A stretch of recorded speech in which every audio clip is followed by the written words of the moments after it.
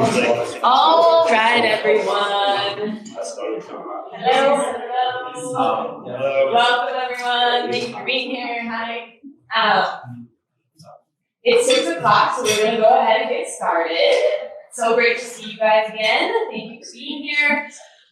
So happy we get to keep the windows and the doors open today. It's so beautiful outside. Still kind of snow melting and muddy where I can put it on. So it's really nice to be out here. Hold on, sorry.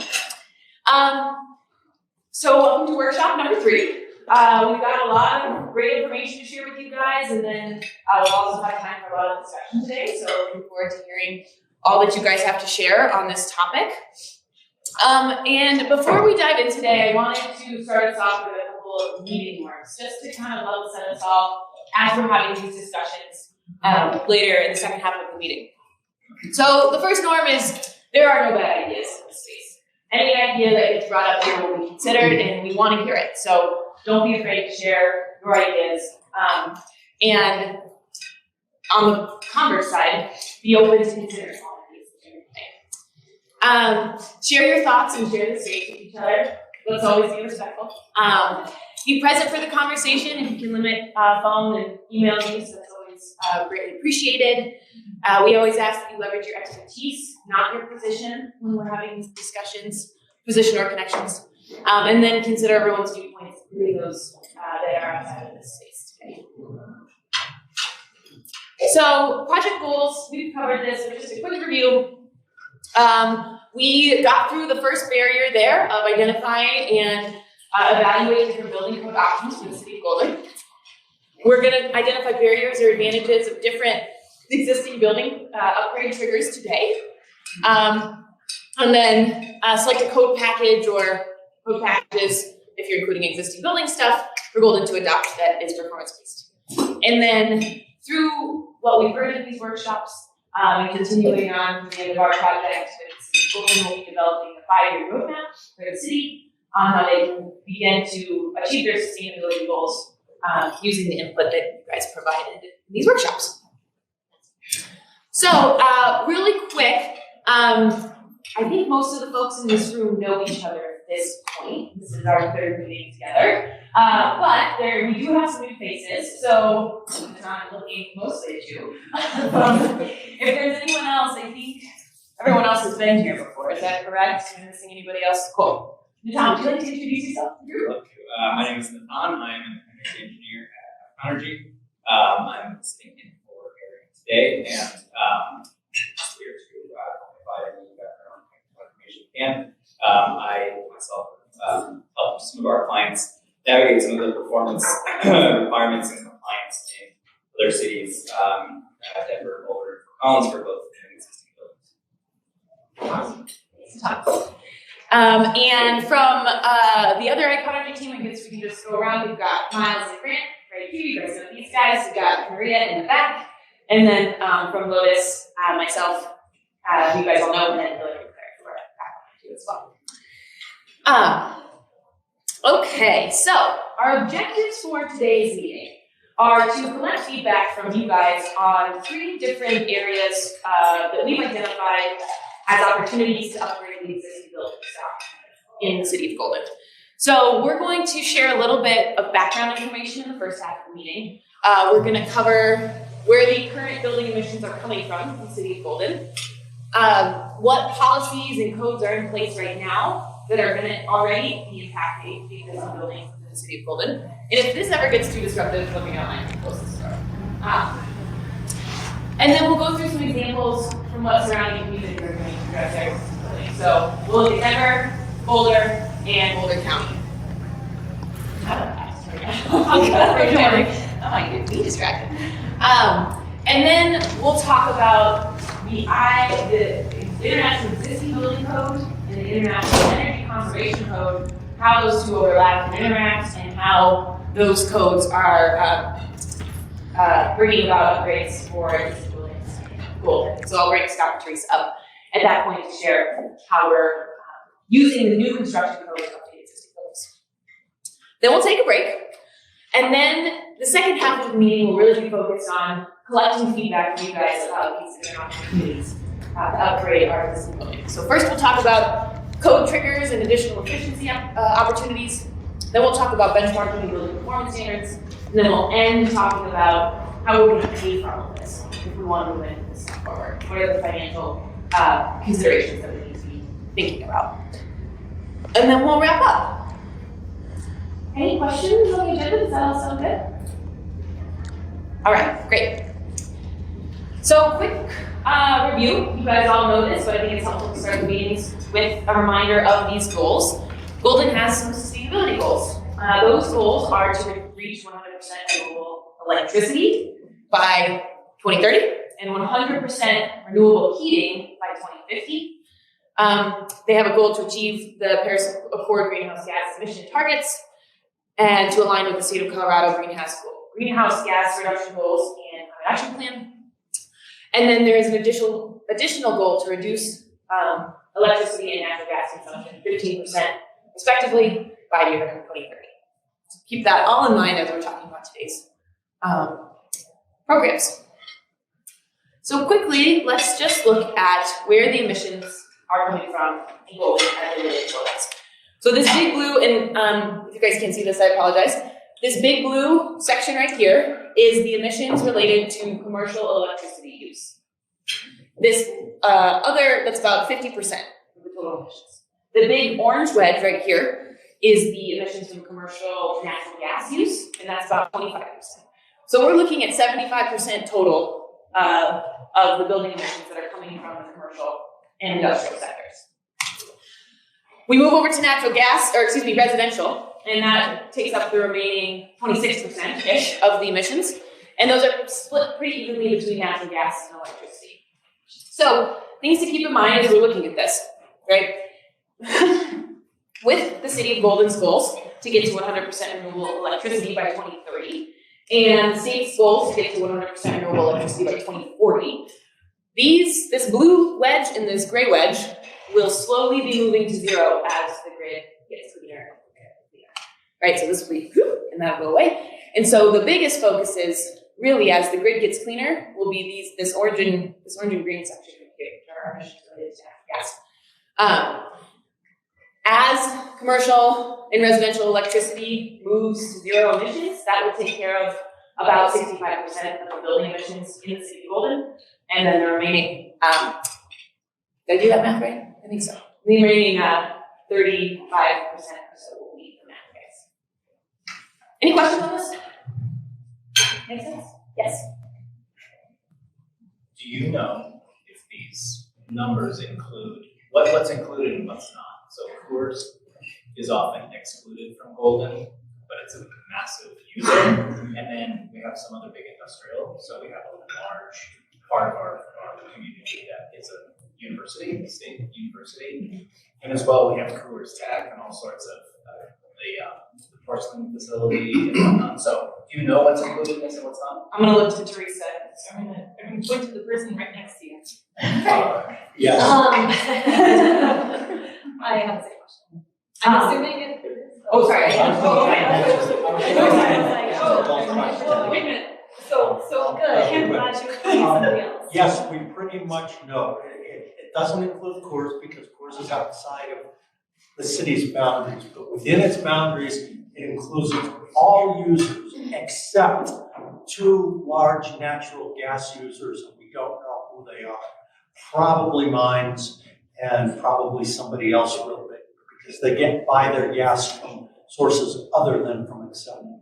So that's not. Yes, but also understand that commercial includes multifamily and it includes government.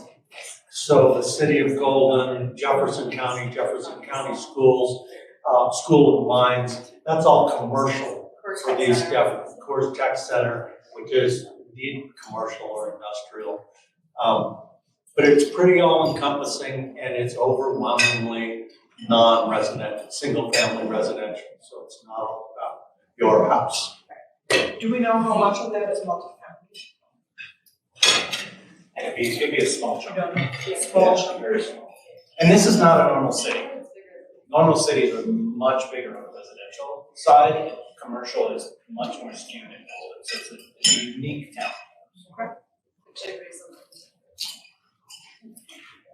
wanted Great to, question. if I could acknowledge Ken too, so thank you, Ken, because we've tried to get a handle on all of our emissions data with a utility that isn't super forthcoming with data. So Excel doesn't often share even the methodology of how they calculate our data, so we can't, all we can do is say, here are the addresses in the city boundaries. Ken has really wrote buckshot, or whatever the analogy is with Excel energy and pushed them harder than we have ever had for the last 10, 15 years on really making that data accurate. So we've probably never had this level of accuracy until we had Ken pushing on that with Excel, so thank you. All right, any other thoughts or questions on emissions data? Sound good? Yeah, I just feel like it's an important clarification of what's in there because mine doesn't have to follow this table and codes are less. And mine's is in there, but you're right, they don't necessarily go through our building permits, but they're part of our community energy consumption as part of that, so. But any policies we decide on for existing buildings actually won't impact that whole tie because we can't impact all. It doesn't mean we can't ask. Yeah, sure. And in fact, they're generally ahead of us. Some major work they're doing is net zero. The only government entity that does have to follow our codes, from what Rick Murphy tells me, is Jefferson County. If we adopt net zero requirements, then the Taj will be compelled to go along. That's a clarifier. Does mine go through our planning department at all? No. Only when they build off campus, like when they build the Kinda, campus the only way Street it gets to Residence that. Hall, that was on City of Golden, that was off the campus, the Jackson Street Residence Hall. Yeah, that So that was all state permits. that's all state. Okay. State Thanks. architects. Okay. I thought I remember them being a planning review on that for some There reason. was a plan to be on site for that, because it's not on their campus. Okay, but if they're on campus, they don't even do that part, right? Okay, got it, thank you. Yeah, thanks, those are really great questions, very good clarifiers. Thank you, everyone. Okay. So let's go through the existing building policies that are currently in place or will be in place that'll be updating existing buildings in Golden. The first and most important is or I won't say most important, but the most relevant right now, is the Colorado State Benchmarking and Building Performance Law. So we'll share a little bit about that, and then rather than share with you guys, how many homes are updating their furnaces to the most efficient furnace type, we have some building stock data and some permit data, so we can kind of show you how many permits are being pulled on an average year, and look to see how much turnover there is for certain elements within an existing building, to give you an idea of how much is being done, how much work is being done on existing buildings. So, many of you guys are probably familiar with this program, but I'm not going to remember the House bill number because they're all a lot of numbers. This law passed last year, I believe, and it requires every building that is 50,000 square feet or greater within the state of Colorado to benchmark their energy use on an annual basis starting in 2023. So they are beginning outreach right now, and there are buildings within the city of Golden that meet this threshold that will have to start benchmarking their energy use. So that's part one of this law. Part two is that the law said they also established a task force to develop what is called a building performance standard. A building performance standard is a law that requires buildings to become more efficient over time. So the building performance standard for the state is being developed right now in a task force that the Energy Office is running. And the goal of the building performance standard is to reduce building sector-wide emissions in Colorado, so the whole of the building sector for the whole state, 7% by 2027 and 20% by 2030. So this law, the task force will develop recommendations for what this looks like, and those recommendations will be final in the summer. Those will then get passed to the governor's office and the AQCC, where they will be made into final rulemakings. And then starting in 2027, buildings will have to meet a certain efficiency standard that is based on the property type of their building. So offices might have to hit certain, well, the metric will be site EUI, is the metric that they're using. And so depending on your building type, you'll have to meet certain metrics by each of those dates. So there are 52 buildings within the city of Golden that meet this 50,000 square foot threshold. This is really small, so I'll read this out. We have 18 that are warehouse and storage, 7 that are manufacturing industrial, 14 that are lodging/residential. Multifamily counts in this. So a multifamily building that is about 50,000 square feet still has to comply. 7 are retail, 1 is education, 3 are office, and 2 are healthcare. And I will say this list might be outdated. It was pulled a couple of years ago, and the Colorado Energy Office pulled a different list for the city of Golden that had about 115 properties identified. In looking at that list, a couple of those were Jefferson County, and it was, so in order to keep things clean, we went with the most conservative list, but just know that they're probably missing from this list and this breakdown. Would this, for example, include School of Mines buildings that has a bunch of big buildings? Yes. Yes? It will cover all university buildings as well. Any questions on the state building performance standard or benchmarking? So that 2027 number of 20% is above the EUI for that particular building type, 20% below Yes, so the standard national EUI for that building type. correct. And what right now is happening is the energy office hired a company to look at to develop a basically baseline EUI for every property type using 2021 benchmarking data that they will hopefully get starting next year. Or no, I guess using 2021 data, but the benchmarking will start in 2023 for year 2022. Apologies. Clarify, we're actually doing the consulting for that. Those are percent reductions in emissions. And then exactly the conversions to what that means in EUI is actually close to a 30% reduction. Yeah. Cool. Will you explain EUI? Just Yeah, so EUI stands for energy use intensity, and the way you calculate an EUI, usually it's done on a square footage basis. So you'd say there is X amount of electricity and X amount of natural gas being used in this building. You convert both of those to a similar unit of energy, usually kVtu, and then you divide that total energy use and consumption of the building by the square footage to get the site energy use intensity. So the energy use intensity is how much energy per square foot does your building use? Yeah, fine. Is there a plan to go beyond 2030 in reduction? So is there a plan by 2050 to be at zero? That's a good question, and I don't know the answer to that. I don't think. the code, the bill language has statements around like, we'll do annual evaluation from there, it's not very specific. But the overall state does have a goal of 90% by 2050. Yeah. So there's tiers too, like the state will say, There are fees and non-compliance fees that were set in the law. So those are in place, and if you don't comply with this, you will get fined. Standard amount. And the compliance pathways are currently being discussed through the task force, and will be finalized in July. Those recommendations may or may not make it into final rulemaking, but so the final rulemaking will be available next summer. Okay. Any other questions on the state program? Great. Okay. So I just wanted to show this to give you guys a sense of how many buildings that 50,000 square foot number is. And again, this is data that was pulled, I think, back in 2017, 2018. So this is a building count of buildings in Golden from 50,000 square feet to 5,000 square feet. So this is 5,000, 10,000, 15,000, 20,000, 30,000, 40,000, 50,000. So you can see 50,000 square feet and above likely represent a large amount of square footage, but there are a lot of other commercial buildings that are being missed by this law.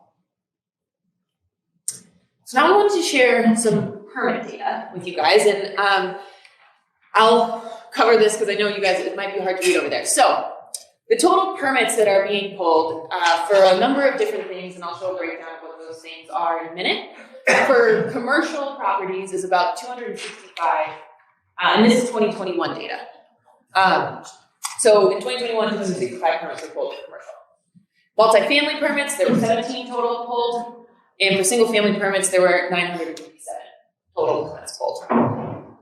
Now we look at a breakdown of what that means. So for the single-family permits, the biggest ones were for new roofs and windows and doors.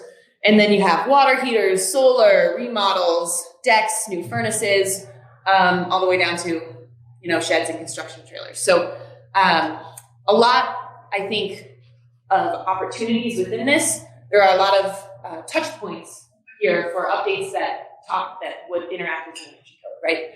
The solar, the water heater, the furnace, the air conditioner, etc. I have a question on that. Yeah. Scott, do you have a sense on this if there are big pieces that are not permitted? Like I think solar probably is permitted, but I'm wondering about maybe water heaters or something like that. Well, we do, it's a very frequent permit issue. And unfortunately, there's probably a small percentage that go unpermitted. And it's really hard to, track those down because they're getting out so quick. You just happen in the neighborhood, do an inspection, you might see. But, I think generally speaking, the numbers are probably pretty reflective of what we're actually doing. We issue stop work orders for every aspect of that, except for the really big stuff. And when you said it's impacted by the energy code, replacing one of these things would not trigger like a whole international energy code. No. But if you are replacing, and we'll dive into this in a bit, but if you're replacing a water heater, I don't think this works on the screen. It would need to be brought up to the new efficiency in the minimum efficiency in the building code. In the inside. Just for water. Just for the water heater. And that's just for new homes, This is just for new homes. not for retro. Like I just No, this is for existing. Right. So this data is for retro, and the code that we're talking about tonight is Well, only. it's kind of both, these are residential. I was distracted when we started talking efficiency. And so whoever asked that question, please rephrase it. Yeah, so if I were to replace a furnace, is that being held to the code? So my understanding is that when you're replacing an individual piece of equipment, you're not held to the whole overall code, or are you that piece of equipment? It's just specific to the equipment, and unfortunately, because the federal standards are such that the minimum efficiency, they quite simply will not let us go beyond that as an international code. So 78%, so let's just take a simple water heater for instance, that is a category 4 appliance, it's got a draft hood on it, a little hood on top and then a flue. That is essentially probably your lowest efficient piece of equipment that you can possibly have. It could be anywhere from 78 to 84% efficient, which means, for fuel burning equipment, it's how efficient is it at burning fuel? 100%. So 90 and above, very high efficient. The flue gases that come out of them are very clean in retrospect to other types of equipment. So we can only enforce what these adopted codes say. So if somebody replaces a water heater that's 25 years old, they can replace it with the same efficiency as the one that was existing and the same type. So that's they can replace it Right, has exactly. well, okay, that was the clarification I was Yeah. trying to understand. So when they're Yeah, replacing, yeah. you don't have to improve the efficiency. You can replace it exactly the way you had it before. ICC has tried on a number of occasions, and the feds basically step in and say, no. Unless Golden passes some other code that says when you're gonna replace it, we're gonna tell you what you have to do. Or But on rule. that's the standard operation. You Right. don't have to go to the, you don't have to use the new code for the replacement. Right. But what we're talking about here, just to be clear, so I understand, we're talking about new home codes today. And what Celeste is talking about was saying, hey, home rule in Golden, if you do replace your water heater or furnace, you have to put in a higher efficiency or an X, a heat pump, etc. That could happen, but that's not what we're talking about tonight. We're talking about retrofits and in the future, right? Yeah. That is, I believe that is what we're gonna be getting. Yeah. That has not been what we've been talking about. So. Correct. Right, that is what we're gonna discuss tonight. The other two sessions are kind of the full code, which does not Open the apply door, to so we can place permit, what requirements are we Yes. Thank you. Okay, quick clarification questions. For all of these things, an in-kind replacement trigger pulling a permit from the city, so you would have a chance to get involved. Absolutely. Yeah, I mean, we're out there on any one of those permits, and there's some that aren't listed. But, and the city could write something that says you have to do something different. But yeah, by default, it's not gonna follow the international code. it's an amendment to a code. And we have traditionally in the past, the city of Golden has adopted codes, especially fuel, gas, mechanical, plumbing, pretty much as they are. You're not going to find the only real amendment to it is that, we adopt provisions of Chapter 1 out of the IBC to serve as the administrator for all of the codes. We do have amendments in IRC. We have them also in the IBC. That's how we traditionally done it. That's not to say that that can't change. Thank you for clarifying that, and apologies I misspoke on that one. But I guess we could think of this, Tanya, as you just stated, as an opportunity. There are 70 water meters being replaced-ish on an annual basis, so what's the opportunity? Just to make a suggestion, and that is somehow in formulating our report, to color code those bars that do have a natural linkage to upgrade opportunities. Great idea. It's very important. Mm-hmm. New roof right at the top of the list because of the solar. Right. Supplies. Yeah, we definitely make sure to do that. That's a great suggestion. And then let's look at the breakdown for commercial permits. Again, they represent only 22% of the total permits pulled for the city, but likely are more substantial projects. So the first two biggest categories are miscellaneous and miscellaneous electrical. There's not a whole lot more detail that gets pulled from the database other than that. So that's what we've got to work with. Then tenant refinish, down to remodel. We've got irrigation, demo, miscellaneous, mechanical. New roof is this number one with 15 permits a year. So water, air conditioning and water heater are also a part of this, as well as solar. Just a lot fewer of those than residential side. So the first two groups, the miscellaneous groups, are they relevant in the context of what we are discussing, or are they little tiny things? The miscellaneous, it's just a hodgepodge of stuff that most of the time does not even require a review by our department. The electrical, that's not really impactful at all. I mean, most of that miscellaneous electric as well does not require review. It simply gets permitted and inspected. Are these categories, like the ones for residential, those were meaningful because we could understand in the context of our discussion what they actually operate to? Here, it's a little bit harder. Are these categories something that they put on a form, or that you as a city categorize? And where I'm going with this is it useful in the future to collect the data from permits also under the umbrella of the electric, I would say no. I would say, and primarily because if they're typically an over-the-counter permit, there's no review required for us. There's no submittal. There's no plan check or anything to ensure minimum code compliance. Whatever it applies as far as the scope of the project. So, tenant finish, remodel, additions, even irrigation. Honestly, I don't even know why that's in there. Because we don't really do irrigation permits. We issue permits for backflow prevention. And demo, we're knocking something down. Okay, are you saying that the authority of the city is different for residential permits and for commercial permits? With residential, you actually give an authorization or something, and for commercial, it's more an FYI? No, I mean, it's just, we do tons of commercial projects, and they're all going to fall under the tenant finish or remodel. It's one and the same. All we're doing is reconfiguring the interior of the space or adding on to a building. that all is something that, you know, we take in, we review it to code, to all the codes.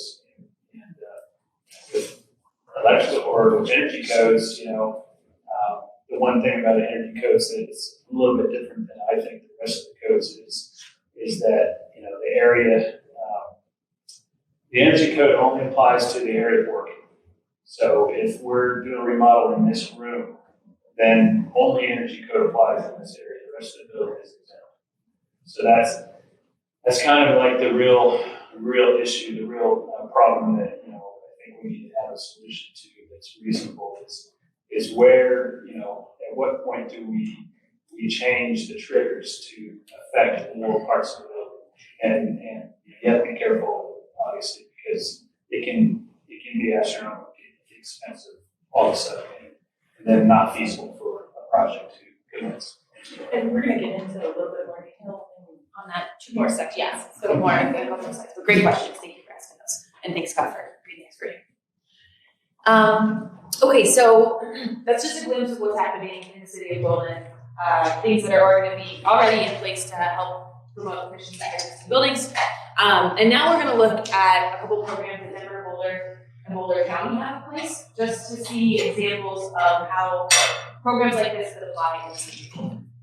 So we're going to start with Denver, and this is really about a financing mechanism.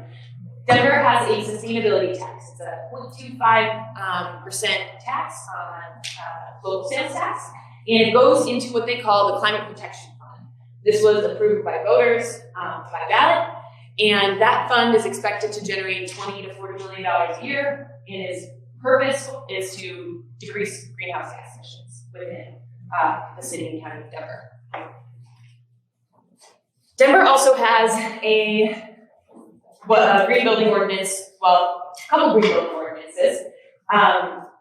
The first is related to cool roofs. I don't know if you guys remember the Green Roofs Initiative that was voted on a few years ago.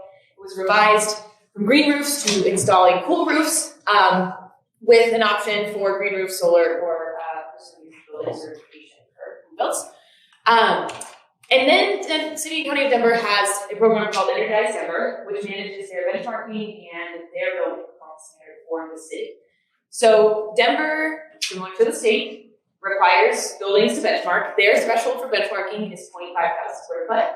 Buildings and above need to benchmark their energy use annually and report that energy use to the city. And these are all existing and new. All existing buildings must comply with this, and all new buildings that are built must comply with this as well.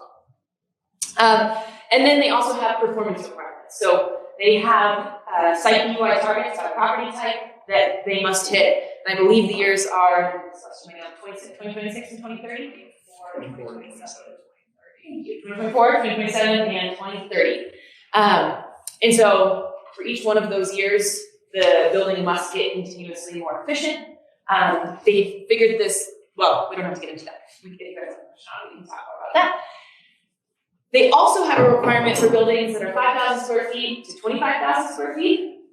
And that requirement says that those buildings of that size must go all LEDs or put on-site solar or off-site solar to account for 20% of their annual energy usage. The way that this is implemented is depending on your building size, you have more or less time to comply, but all buildings of this size must comply with these requirements by 2027. And then finally, they have electrification requirements. So starting in 2025, commercial multifamily buildings must electrify their space and water heating equipment if it comes at the time that they have to replace it when the system has reached its end of life. If the system falls within 5 if the system falls between 5 to 15% or prosperity of the natural gas system that they would replace it with. When they're considering the cost of the natural gas system and the electric system, they also have to factor in the social cost of carbon for the lifetime of that equipment, and they have to include potential rebates for the electrification or for the electric equipment to see if it falls within the 5 to 15%. Sorry, I don't understand that. How exactly is it calculated now? Can you give an example? So in terms of social cost of carbon, or? Everything, what the 5 to 15% actually refers to and what all is, how you go about calculating. Let's say a water heater system, a natural gas like for like replacement would be $100. That is not real, but this is for simple math.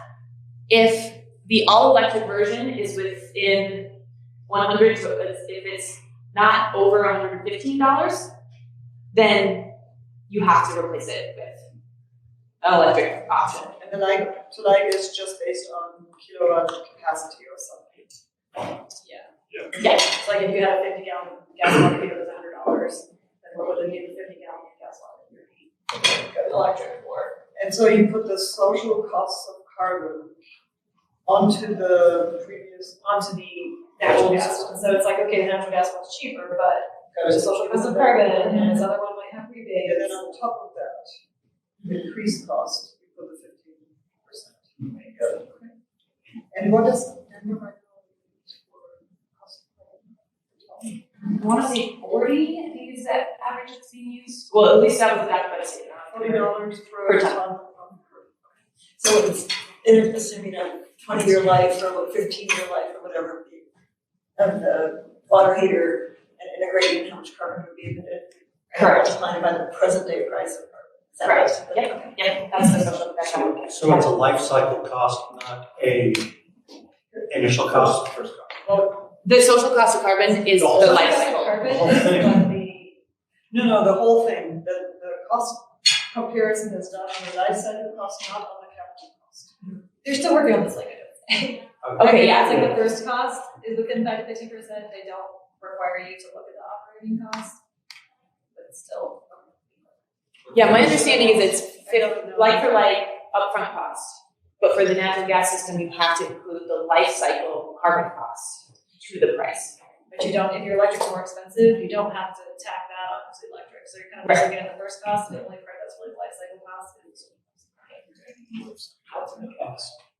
Where does the cost of the electrical infrastructure to have the electrical? Part of the cost, that's part of the electrical cost. So that's how if you say, well, I can't do this because this would cost an extra, like this one's $100 or $115, but it's costing $300 electrical. They would say, okay, you don't have to do it. Only when it falls within 5 to 15% of that original life cycle cost. And this is still being finalized. So, We get the concept. yeah, but this is the concept, sure, definitely. Any questions on any of the state others over there? So just awesome, straightforward. Okay. So now we'll look at the city of Boulder. So the city of Boulder has a building performance ordinance. This is very similar to a building performance. The benchmarking. Let me stop for just a second. You didn't really talk about residential rebates and whatnot with Denver. You just talked about multifamily and commercial. Yeah. There's some massive rebates on the residential side that I don't know if many people are actually aware of, that would be really relevant to this. Yeah, that's a good And point. maybe we don't talk about it now, but And the rebates are funded through the sustainability funds? yeah, that's correct. They So were just introduced this last they're month. the Denver they just- Climate Action rebates, and they can rebate anywhere from 30 to 100% of the installation of electrification, beneficial electrification equipment. Heat pumps, EV chargers, heat pump water heaters, new solar panel upgrades, and they're massive rebates. What do you call massive, like 20%? No, like I can install a heat pump water heater in your house in Denver for free with the rebates, an EV charger for pretty much free, for solar for a third less, a heat pump for a third less. They're max 80%. I asked them. It's a lot. But they're big numbers. They're big. It's $9,500 for a heat pump. It's $3,500 for heat pump water heater.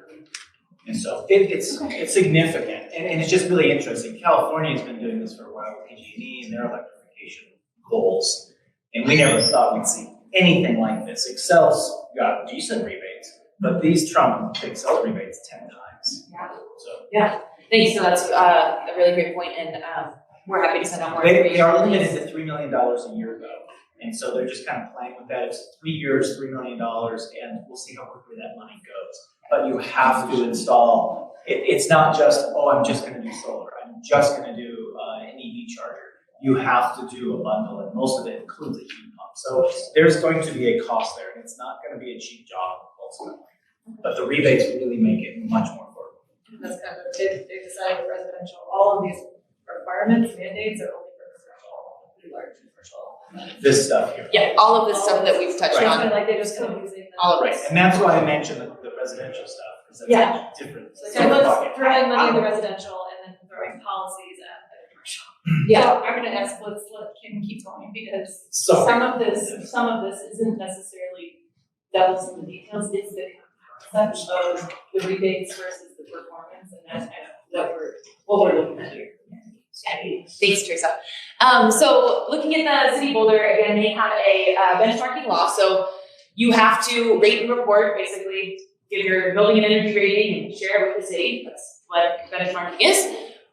For any existing building that's greater than 20,000 square feet, any new building that comes online that's 10,000 square feet or greater has to benchmark.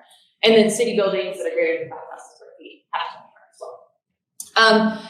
City of Boulder structures their sort of efficiency upgrade mandates within their benchmarking program differently than you've seen in the state and in Denver. They require a one-time lighting upgrade for all of the buildings that are affected by this law to meet the 2012 IECC 2017 Boulder Energy Conservation Code. There's a timeline for compliance, but all of it must be done by 2025, that one-time lighting upgrade. They also require that every 10 years you do an energy assessment on your property. Buildings that are greater than 50,000 square feet have to do an ASHRAE level 2 audit. For ones that are lower, an ASHRAE level 1 audit. I am not an engineer, but more or less, this is a level 1 is a much less detailed report than level 2. Level 2, I think, starts to provide that return on investment information in real efficiency base as opposed to level 1. If that comes out, okay. Then every 10 years, the building also must do retro commissioning and have to complete energy measures or measures from the retro commissioning report that are cost effective every 10 years.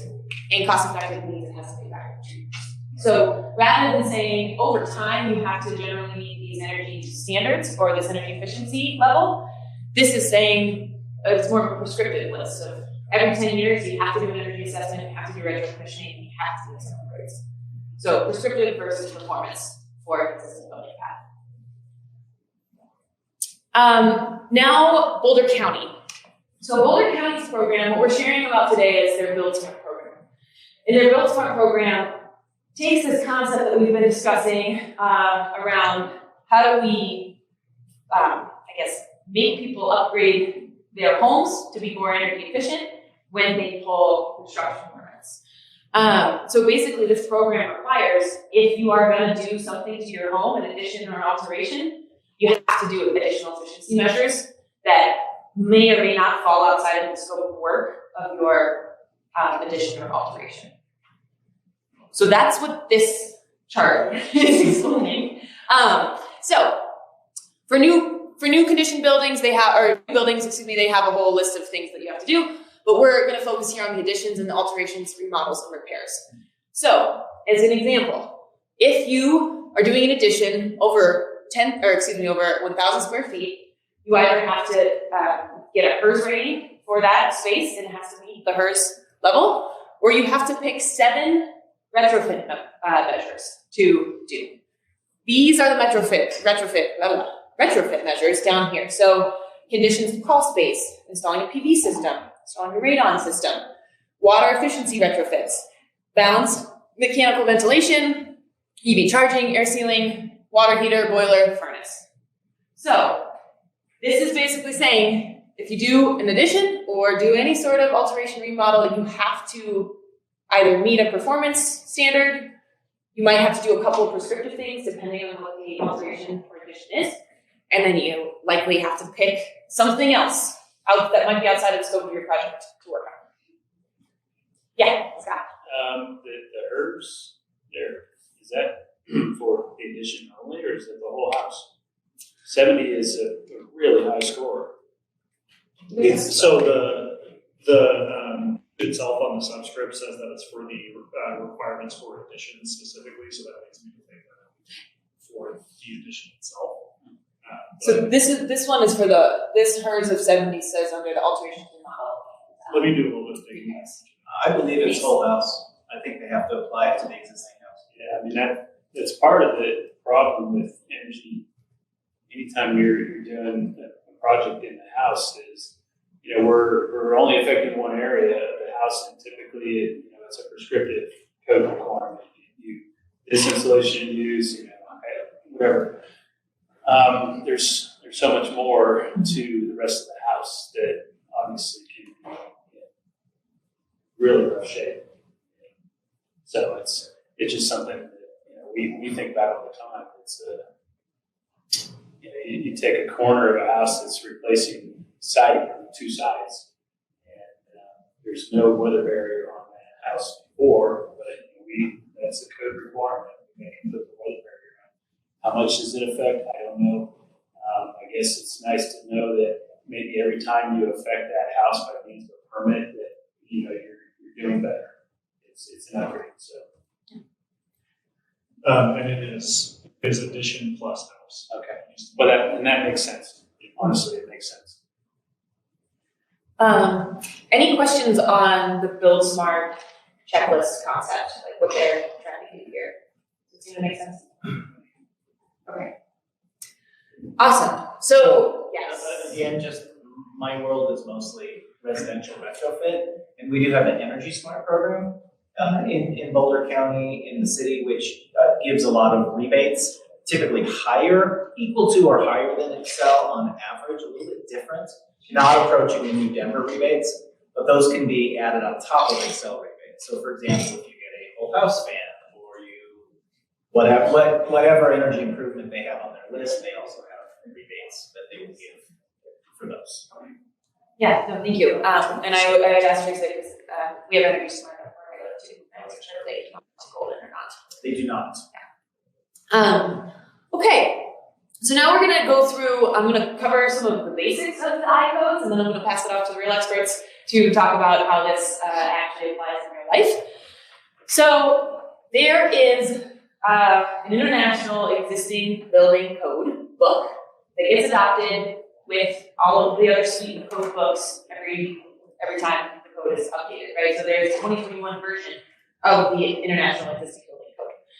Within that code, they define these different levels of, changes to an existing building. So you have repairs, which are reconstruction, replacement, or renewal for the purpose of maintenance or to correct damage. Additions are an extension or an increase of floor area, an increase of number of stories, height of the building. Alterations, there's 3 levels. Level 1 is simply replacing existing materials, small elements, pieces of equipment. Level 2 is if you're changing many of those elements, and the area being changed is less than 50% of the total building square footage. Level 3 is when you jump over 15% of that total building square footage. And then a change of occupancy it might involve different code requirements.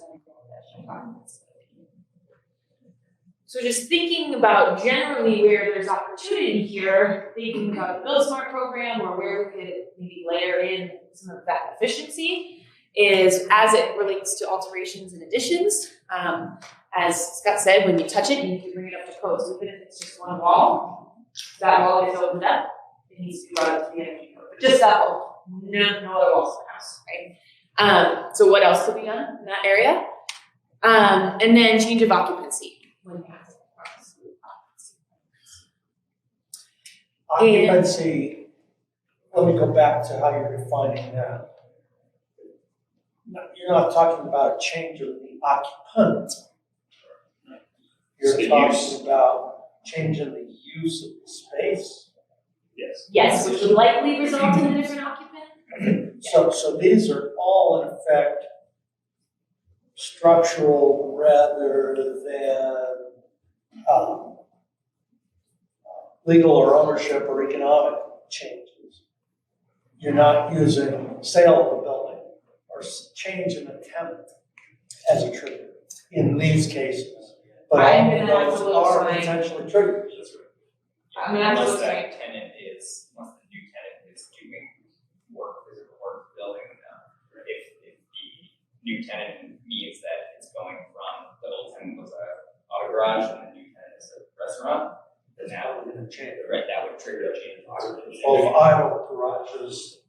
And they're all using all the same equipment and everything. And it can also change too, even if it's like a similar end use type, if you're using more energy, that can trigger it as well. Like, if you have like an office for an office building, but it's got a higher popular load, that can trigger it.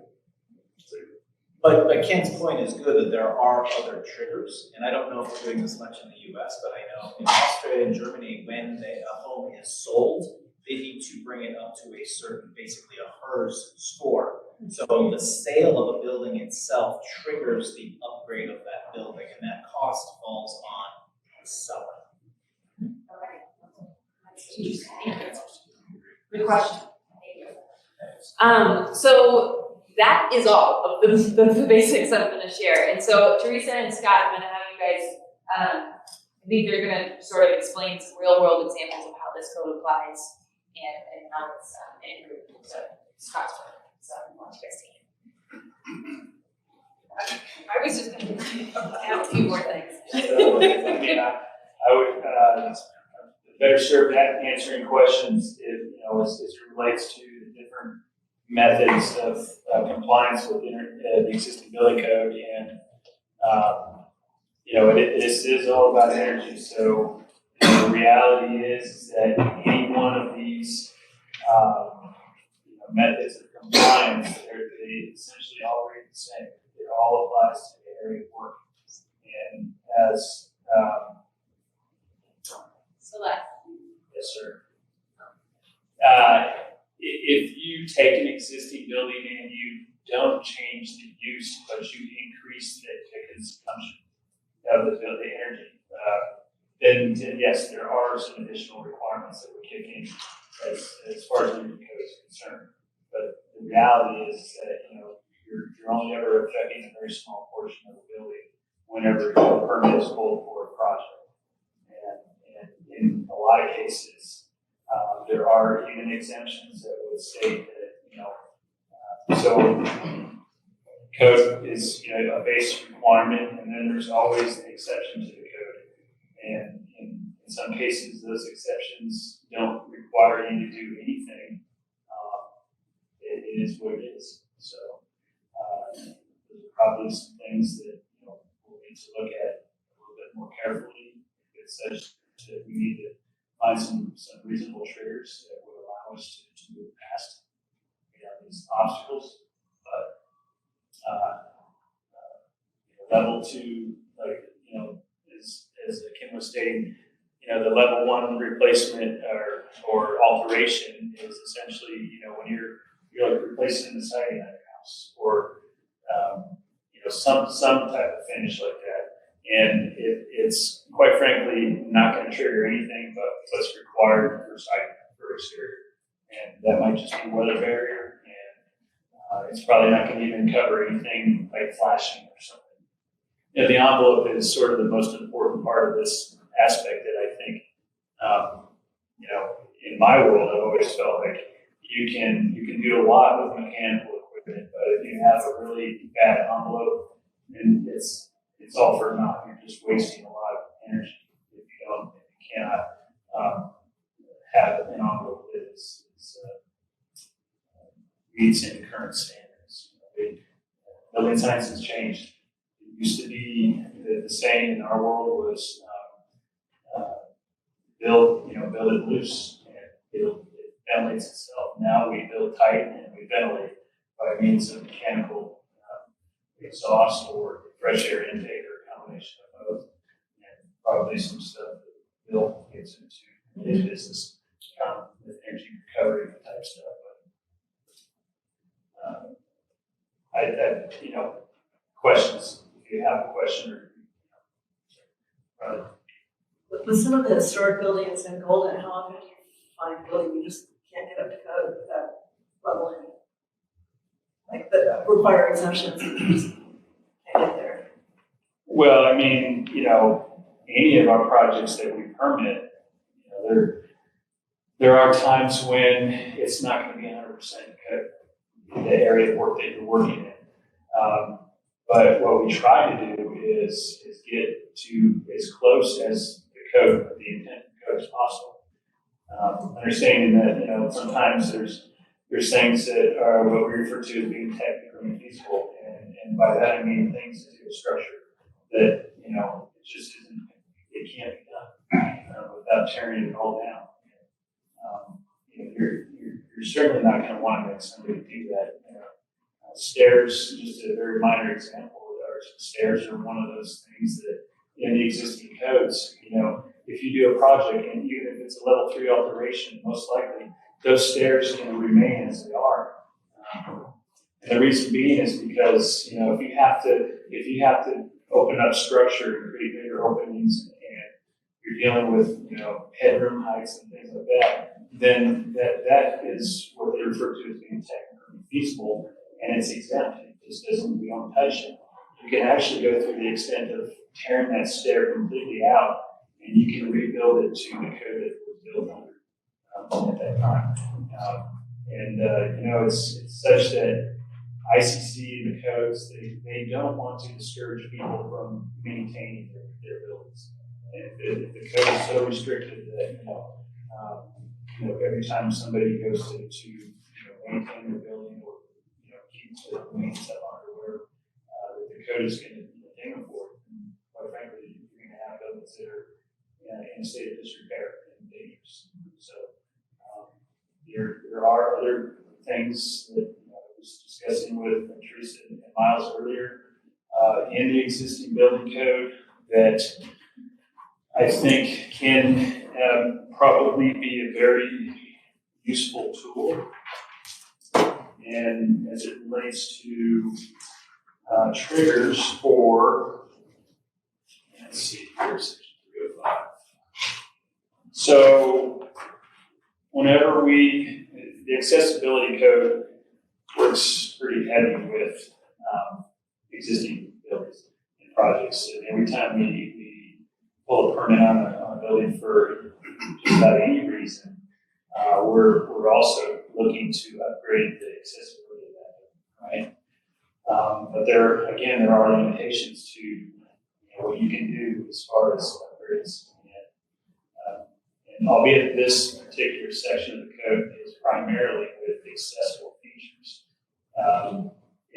I do believe it has some merit and maybe could be amended such that it might apply to some energy code provisions. But I'm just stating that there are some times when a project doing a particular type of upgrade on a project, quite frankly, may be so expensive, so onerous that it just isn't going to be done. And even the project is canceled or and it falls along the line of being technically feasible. So code has addressed this for accessible provisions. I do think that it might be a tool that we have to use if we decide that, you know, somewhere down the road we're going to amend this section of the code to include energy type stuff. It's not, you know, obviously it's not my intent to say, hey, look, we're trying to get out of everything here because, you know, it just costs money. But there are occasions where that truly is can be the case. So, and yeah, it reads very simple. So the existing buildings, you know, they, quite frankly, a lot of them here in Boulder do not have accessible routes in and out of the building.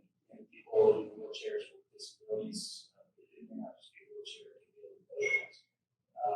they don't have access the same way as you and I. So the code would simply, you know, state that if this existing building, if the cost of providing that accessible route does not exceed 20% of the cost of the operations affecting the area of primary function.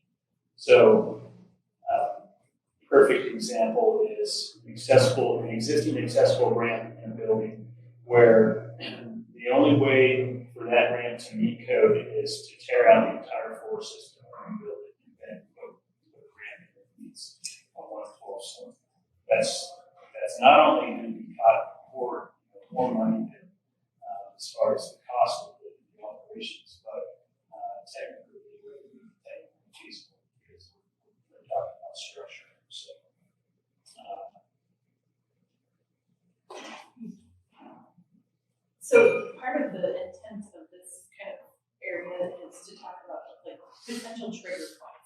So just to understand what people go through when they come to us as a city and all of these touch points about what codes they're going to. So before I get into a couple more examples, just a little bit more about process. So when somebody comes to Scott with a permit, a little bit is that the existing building code refers to other codes. So if it's a residential code and somebody's coming in with a level 2 alteration, more than 50% of their area is being affected, this existing building code refers them to the International Residential Code for the new parts of that change. I mean, it would anyway, and the thing about the IDBC is that we use it for existing residential stuff, but the reality is that, you know, whenever we get a project for residential basement finish deck remodel, addition, it comes straight out of the IRC. This book, however, is really, really specific to commercial type stuff. It provides scoping for the different levels of operations in your project. So when you get to level 1, you comply with all the provisions of Chapter 7 and Chapter 3, which are some general requirements that apply to any alteration that you're doing. When you get to a level 2 alteration, you comply with all the provisions of Chapter 8 and Chapter 7 and Chapter 3. So the farther down the list you get, and the level 3 is everything in 2, 1, and 3. And so it just progressively gets a little bit more, there's just more things that you have to look for. But, in this code book, the scoping made it quite simple to tell you, oh, this is an addition. You need to use the provisions of the International Building Code and the IBCC. Everything applies, essentially. Something like a change of occupancy, it could be the full gamut, or it could be literally nothing. I mean, in some cases, people change the use of the space. And the only thing that really needs to be verified is means of egress lighting, things that come out of Chapter 10 that deal with, higher level of hazard when it comes to occupancies. And the more people you put in a building, the higher level of hazard it basically boils down to. Assemblies are some of the highest hazard occupancies out there, short of bomb making backups and chemical plants. Because when you put people into a building, things, in high numbers, things can get complicated real quick. I have a more general discussion, so I don't want to interrupt you. I just think in this group today, I'm thinking more big picture. Obviously, there's a lot of detail in the current code that you're very familiar with and that applies. In the big picture, I just want to make sure I have an overview of all the possible triggers. And for me, what I heard tonight was they fall into 3 groups. The one is if there are modifications to buildings, and that's what you're very familiar with the current code. That's one way to go about it. Another way is owner change, selling, different renters. That's one second approach. Third approach is policy-wise. You set policy performance standards. You got to be at year X, here and there, get it done. We don't care how. Are there any other categories of how you could define trigger points? Just in the big categories, without going into details. I would maybe add bills to the list that he brought up at point of sale. Ownership change. Ownership change. Oh, okay. Yeah. I don't know what you guys. I don't know. Ownership change isn't going to trigger energy code, though. We're saying it could. No, we're just looking for opportunity. No, I'm talking about Possibility. Could be possible. Because we're thinking in this group not how things are right now. We're thinking about what, for the roadmap, we got to develop what could be options on how we advise council to. So one thing that I wanted to bring up, in Colorado, as you know, we have a lot of hail. And I was curious what your experience on the commercial side has been, Because I know that damage, right, repairs can cause an exemption to energy code, and I wonder if there's a way that we could like find a way that, so probably a lot of roofs being replaced without having to meet code, right, for repairs. Repairs, yes, and we have a trigger that if the repair exceeds 25% of the area, total area of the roof, then it no longer falls in the category of repair, and it's a recovery, or, you know, a complete replacement. And unfortunately, you know, it's not unfortunate, it's just what it is. It's been that way for a long time. The codes allow one recover of existing roofing material of a new system, providing that system is, the existing system is suitable for the attachment of another, you know, layer of shingles or another layer of roofing type of system. You know, most of what we do, we do complete tear-offs, which means it's all the way down to the decking, and it's new underlayment, it's ice and water barrier, it's drip edge, rake metal, everything that would be required for a new roof. And on the residential side, you know, all of your insulation, almost 99% of the time, is entirely below deck. Right. So therefore, it's exempt. Yeah. And insurance wouldn't pay to do it. A lot of roofs being replaced through insurance claims and things, and they won't pay for it. They would probably in that situation. No. Yeah, so I guess to Tom's point, I'll try to keep on point. The different things that apply maybe to Golden, right? They could be triggering events that maybe marks currently. I was also thinking about like historical buildings, right? So a lot of historical buildings have exemptions to energy code, and that's something that there could be an opportunity to like, because Golden, I don't know what percent of your maybe smaller buildings could be considered historical buildings, so there might be something like an opportunity there that, you know, to fill the gap, per se.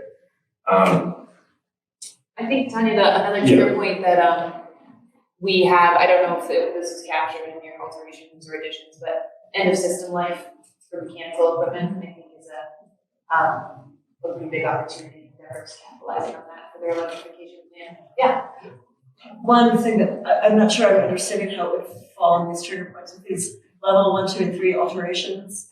What I think I heard is that those, at least currently, here trigger different levels of expectations. If you're doing the full house remodel, you're at the full Monty, whatever that might mean. I think I want to make sure there are loopholes that I could divide a project up into small slices and get away with doing less. Yeah, see a lot of 49%. In the long run, I mean, maybe that's not how that it just reads ambiguous to me with the one slide. Yeah, and I'd be curious to know, Scott, from your perspective, if level 2 versus level 3 has different requirements for energy, or if it's just you have to fix what you touch.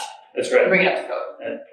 100%. In fact, in the commentary in the IECC, it will even go so far as to say that if you have an existing mechanical system and you're merely extending that system as part of the addition, let's say, you're going to run some additional ductwork and things of that nature. Only that portion that's being extended is required to comply with the new provisions of the code.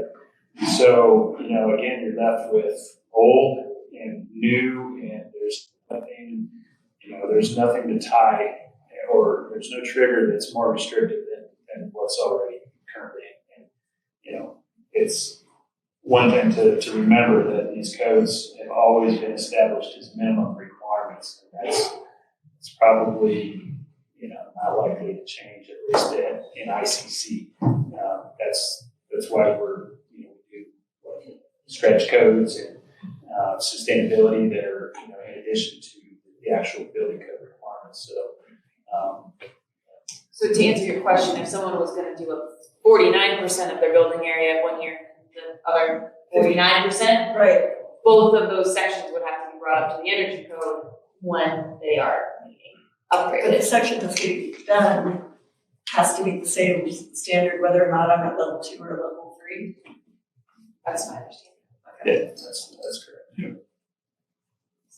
So, I mean, real quick, and just to give you a little bit more on what you're asking there. So, we're looking at residential alterations, for the IRC and things that fall under the category of building envelope. And so, it's gonna give you the scoping language there, the base requirements, and then it will tell you the following alterations shall not be required to comply with the requirements of new construction, provided that the energy use of the building is not increased.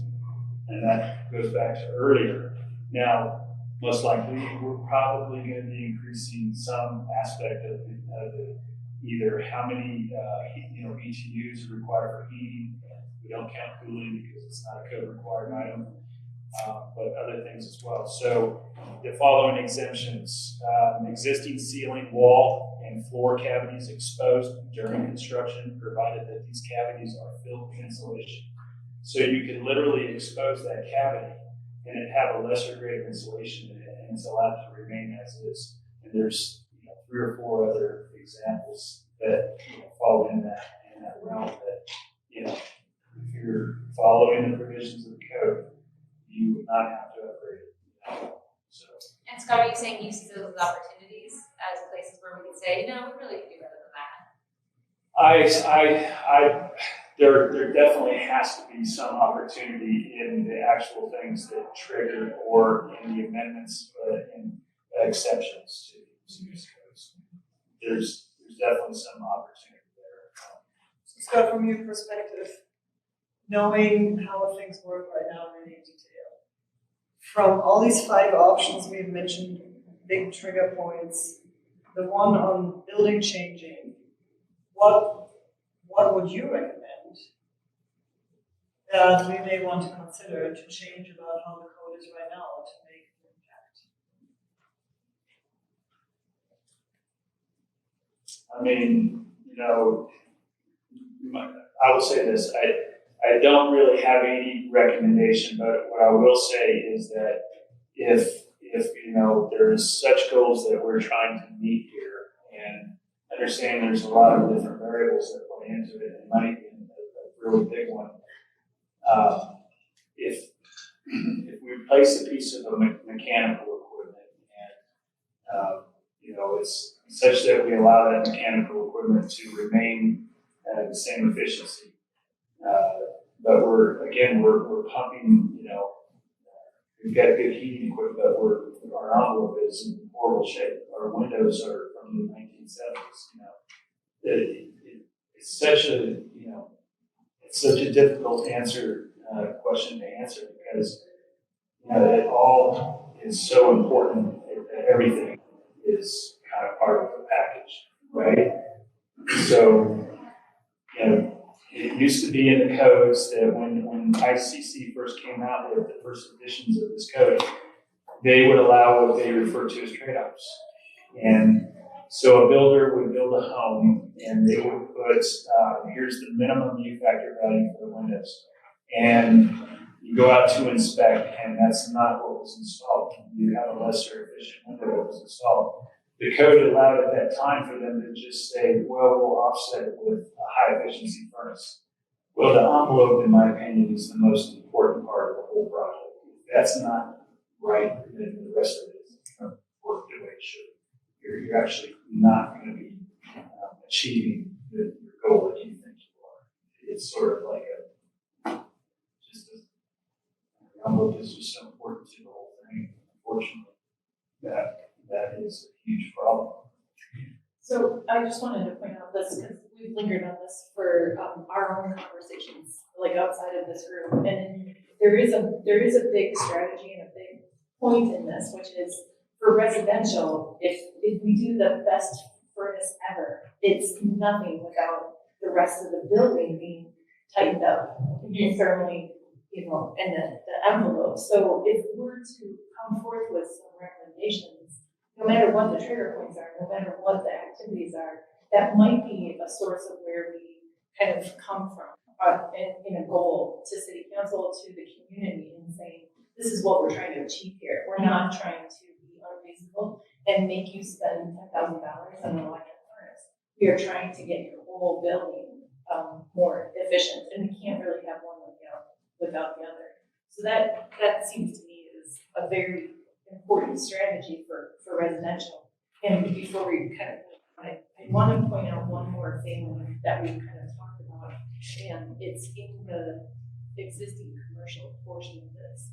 Would you help describe also? Can we talk about that point? Because while it makes complete intuitive sense, what you're saying, fix the envelope, then put something efficient in. I think I would like to consider the economics of it. So we are living right now, many of us in buildings that are not having the greatest envelope. And we are putting right now already in-kind replacement for water heaters in that are heating these systems. So what I'm saying is you can either pay, I don't know how much these water heaters are, let's say they are $10,000. You can put that $10,000 into an electric system, or you can spend on some of these houses $80,000 to fix the envelope. So let me add some nuance to this.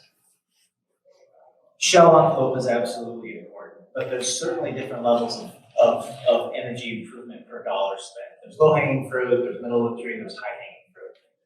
So we could say, maybe low hanging fruit, X number of dollars per BTU saved should be picked if you are going to do something. But what I think is really important, and this is from someone who has retrofit thousands of homes, and I was the shell envelope guy with Excel Energy for 10 years. I'm no longer. It's still very important, but the goals have changed.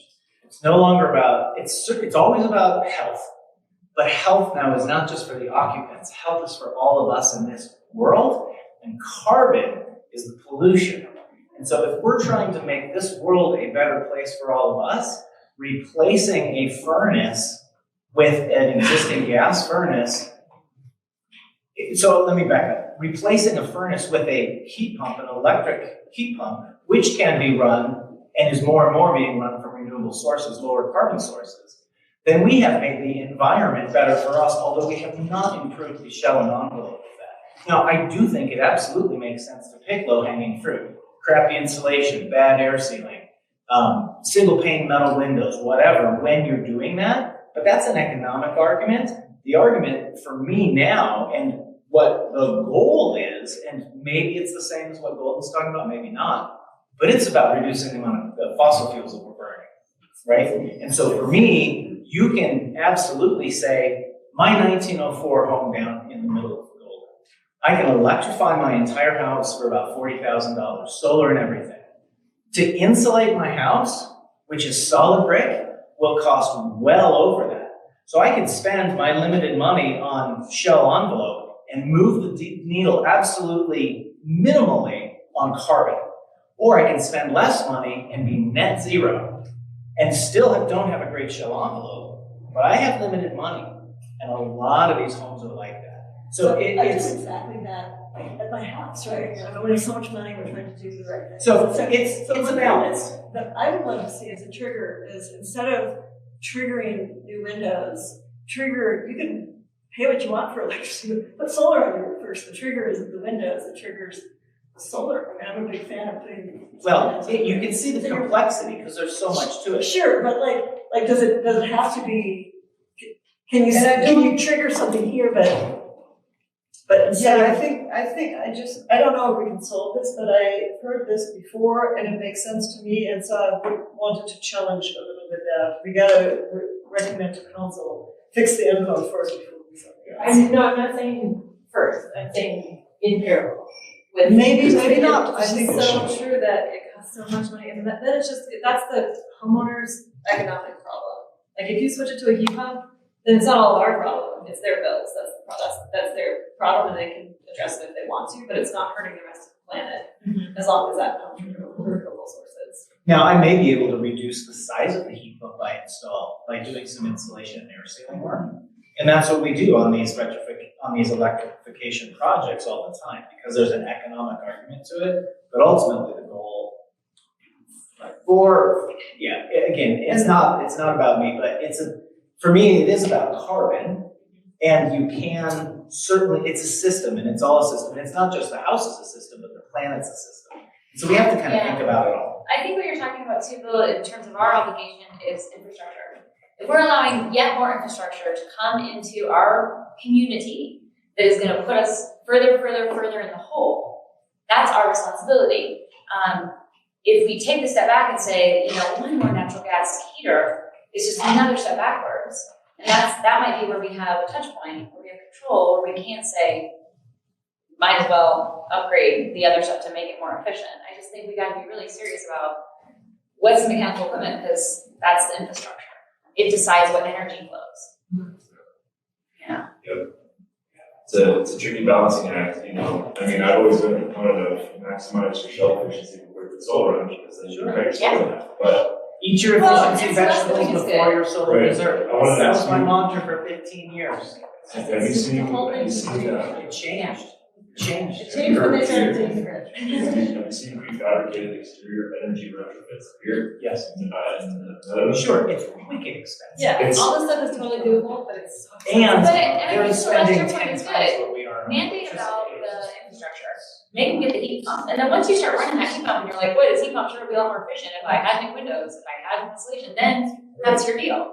So I would just not challenge, but add a level of, what if it's not a permanent whole end of life? You know, your system is at the end of life, you're not replacing the furnace, you're not replacing the water heater. At that time, That's you where it's require. Denver is required Denver's not required an end of life.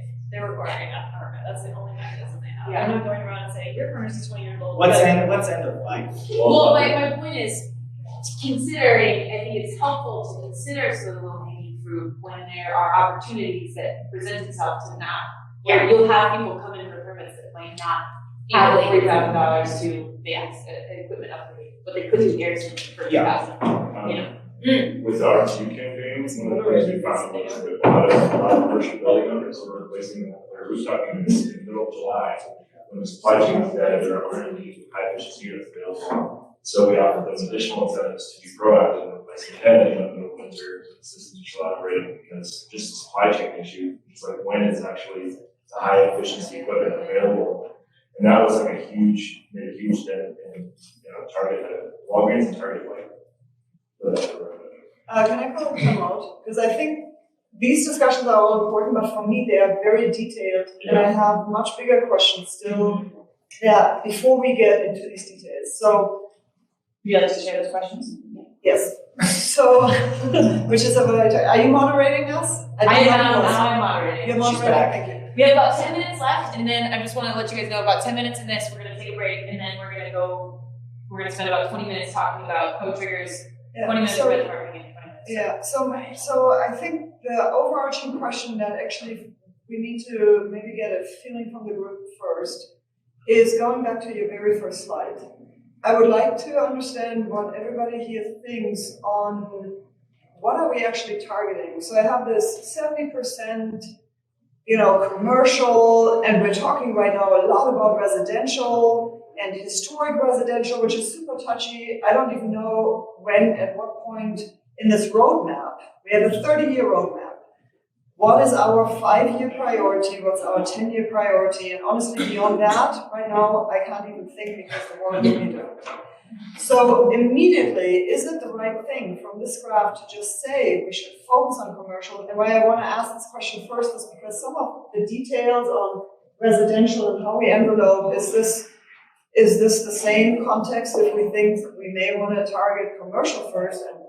And Scott, I may want to ask you what you know about the commercial buildings and what the issues are, and is the heat pump an issue, or is it for commercial the envelopes, or is commercial really, if School of Mines was commercial, do we deal with a bunch of small housing units?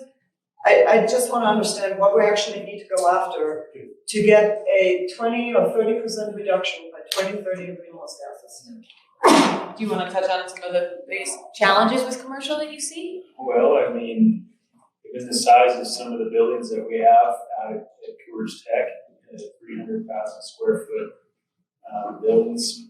That's things funny. That's a thing. Anyway, that's so. No, he's talking about Coors Tech. At Coors Tech Center. Up by By New Train. that whole other side. Tony Grandpa's bar. Can I just say that 42% of the total square footage of any building that's over 50,000 square feet, 42% of the total square footage within the city of Golden is owned by Coors Tech or Coors Tech affiliate, at least from what I can tell. I can show you like that data, but like I pulled all the buildings that were more than 2,000 square feet, and it was like 42% of them were like. Could you do a calculation, even though we don't have the data, of how much carbon is associated with that? I Just wish. Well, you can, you can estimate. Right? You So if estimate. we could say 40%, or, I don't want to single out Kristen, but let's say. That's what I feel like, I think it's a good point, it's like, I still feel like we need to know what's in those pies to feel like, and like you do this in Denver and it's like, don't even worry about residential, just do a commercial building and there's so many offices and there's all the stuff you can do of like, if this looks enticing to do that same thing because it's much easier to, at least people like penalizing building owners more than like penalizing homeowners, but Yeah. we don't know how much of that pie we can actually impact. So I think maybe it would be good to come back to Scott and see what he sees, or if any of you guys have experience, what are the biggest issues or biggest opportunities within the commercial space? Because right now we don't have the breakdown of this data. We can maybe try to get that and follow up, but knowing what we know is what we have. This is what we have to work with. Scott, do you actually have an idea of what? I mean, what parts of a commercial building are going to be the most impactful? It's everything, honestly. They consume a lot of electricity. They consume a lot of natural gas. Their envelopes and such are, they, in general, the energy code is not as restrictive when it comes to things like insulation and fenestrations and things of that nature as the residential code is.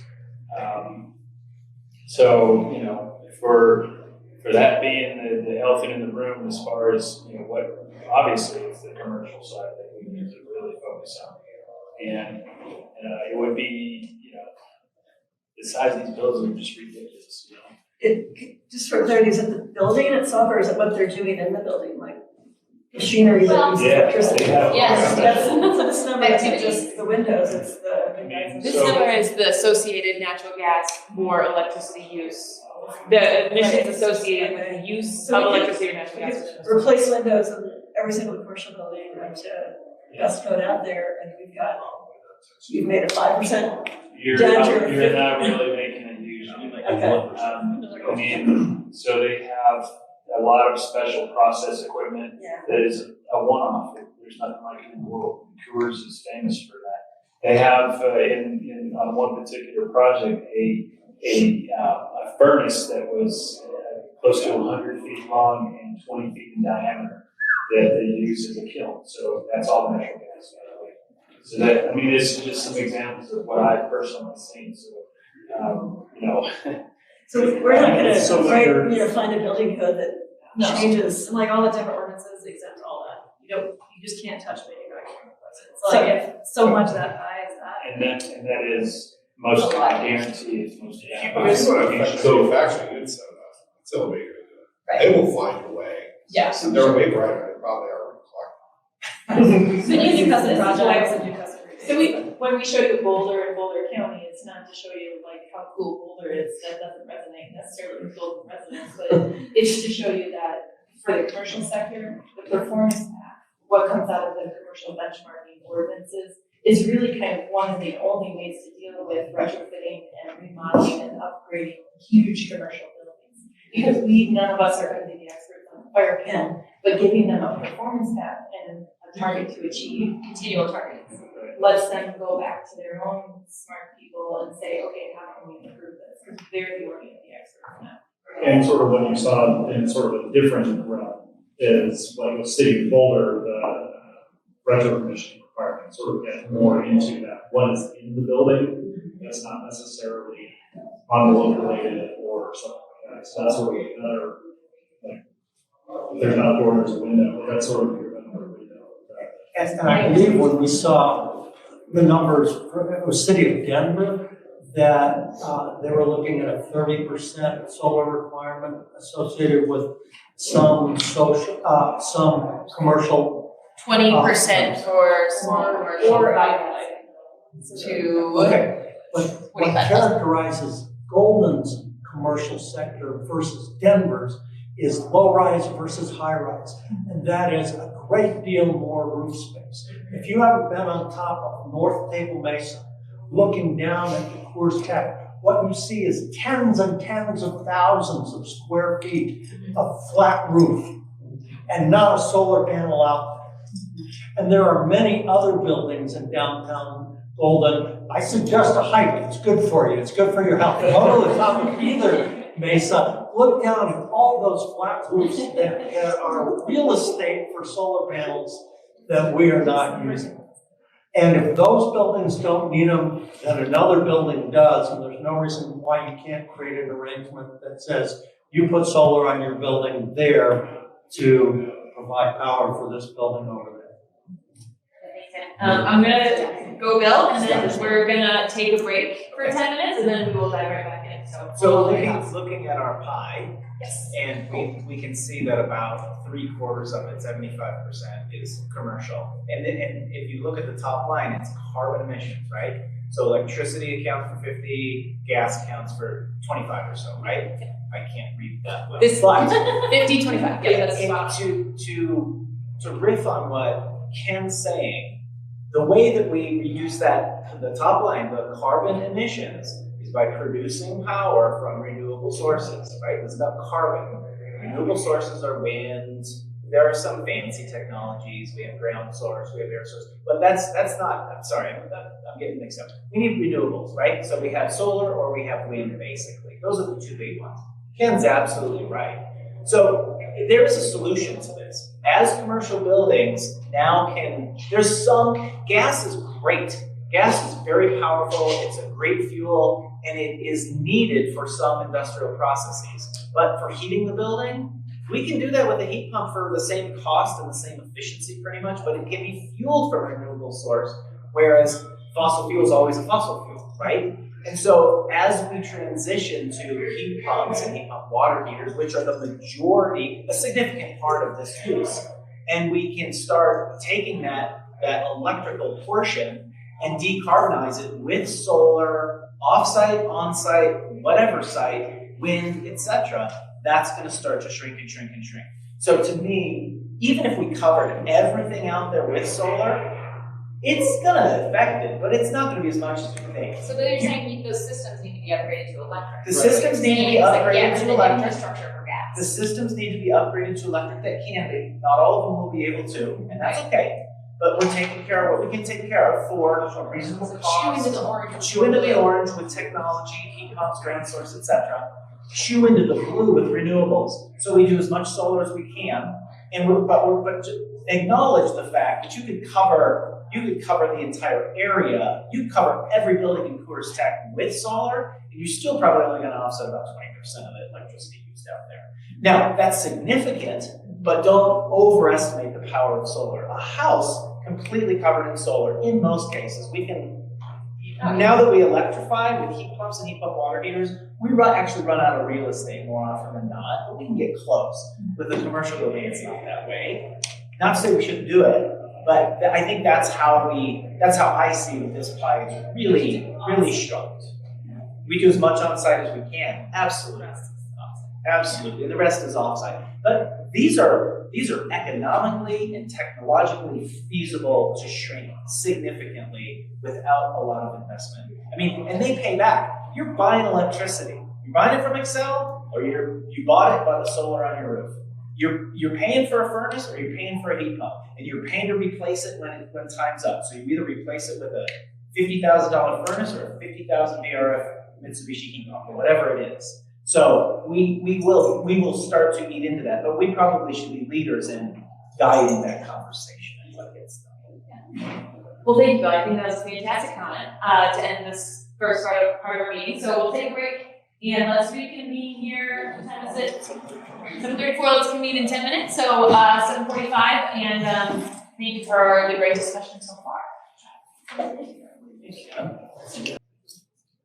All right, everyone.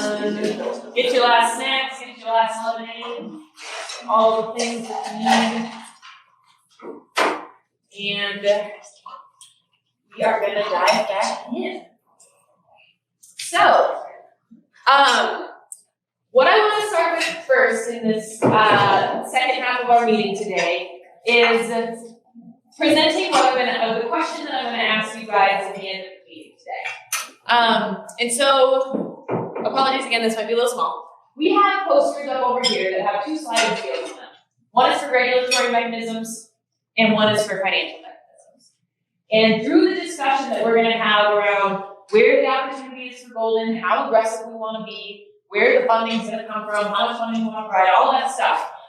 What we're gonna ask you guys at the end of the meeting is just to indicate to us where you think Golden should fall on the spectrum of zero regulation to impact existing buildings, all the way to all of the regulation to impact existing buildings. We'll also be looking at financial.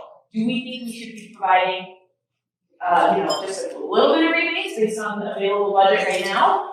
Or do you think there needs to be something more substantial, like a tax or fee that can start to pay for some of these things? And so I'm sharing this now for you guys to keep this in mind. At the end of the session today, we're going to have you guys walk over these things, pick any color dot you want, and place a dot where you think Golden should fall on the side of the scale. And it'll just be for us to have some indication of how far should we be going. Yeah. So what about Denver, where they're bifurcating and they're taking, stick to commercial buildings and carry to residential? So if you feel like that's a good approach, where would you put yourself on that scale? That's a fantastic question. Let's maybe Hillary and Claire, can I put that question to you guys and we'll see? I think maybe we could do above the scale residential, below the scale commercial. You want to think about it like that? Okay, thanks. Just to be simple. Okay. And these are just written here as examples. And when you guys log up, you'll see this is just to sort of show you what some touch points or what some waypoints might be as we're going on that section a little bit. So keep these in mind. We will talk about those soon, or at the end.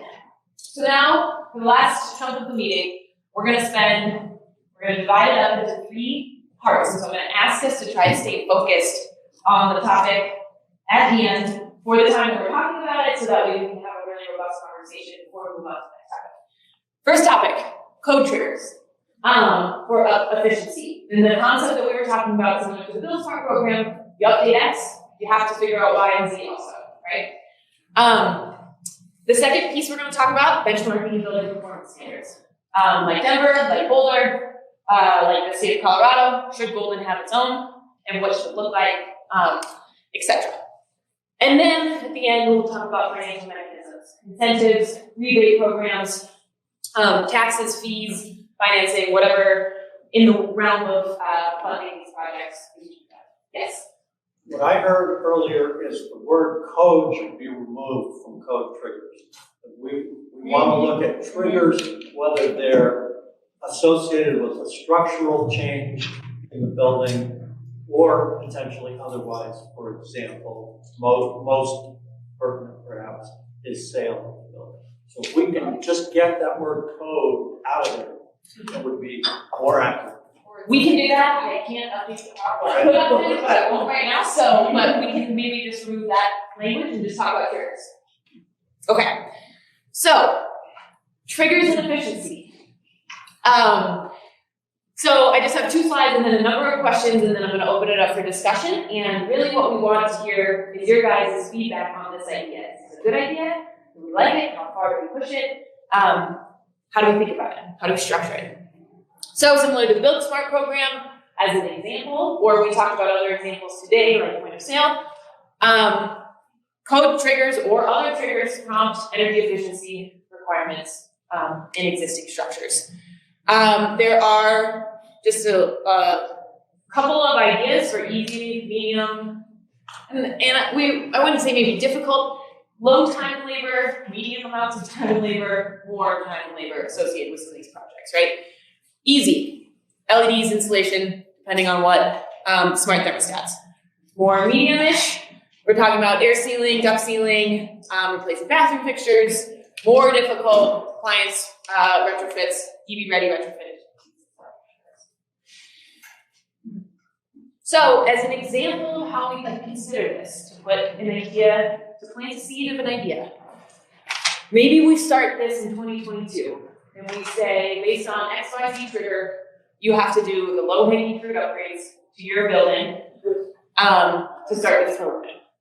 Maybe around 20, I don't know what's in the middle of that, 2035, some funding mechanism comes into play, where there's money that the city has to support building owners in making more significant upgrades that could be required by triggers.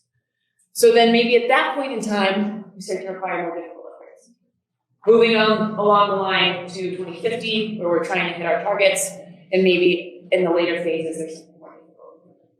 This is just an example. This is just an idea to get you guys thinking about how it could be structured. So, with that, a couple of questions to help frame our discussion today. How do we think property owners would react to a program? Yes. What do you think the tolerance would be for those efficiency measures? Medium, hard, difficult? Wait, no. Let's start with easy, medium, and hard. Does it make sense to phase this in over time, or should it be like a full swoop? This is what we're doing, and this is going to be this our goal of 2050 by implementing a program in 2030. What additional considerations need to be made, and what might equity impacts might there be? Sorry for my dumb words. Can we really define efficiency? Is this carbon emission efficiency, or is it energy demand efficiency? We're talking about carbon emission. I mean, I think we could probably revise the statement to say, what do you think their tolerance is? That's the context we should discuss it. Because Yes. that's the goals. But I think what we're talking about with this question is easy upgrades are not going to be fuel switching, right? So what's the tolerance? Easy, medium, difficult. Do you think that people will be okay with if you're tacking efficiency measures onto a permit or a code requirement? Yes. Maybe I'm confused. So my water heater dies, I need to get a new one. I'm not targeting the 2030, 2050, I just don't have a water heater. And so that would, I go ask for a permit, and we say I have to meet the new code. And it's this code, right? So so there's like permit triggers, excuse the use of the word code in front of that word, that are independent because people have to repair stuff in buildings. But then on top of that, what you're proposing is it becomes mandatory, or what that previous diagram was, that there would be kind of mandatory timelines for, so by 2030 there would be some. So what I would, in this example, or let's say you have to replace your water heater. Maybe the city says you can't replace like for like, you have to go higher efficiency.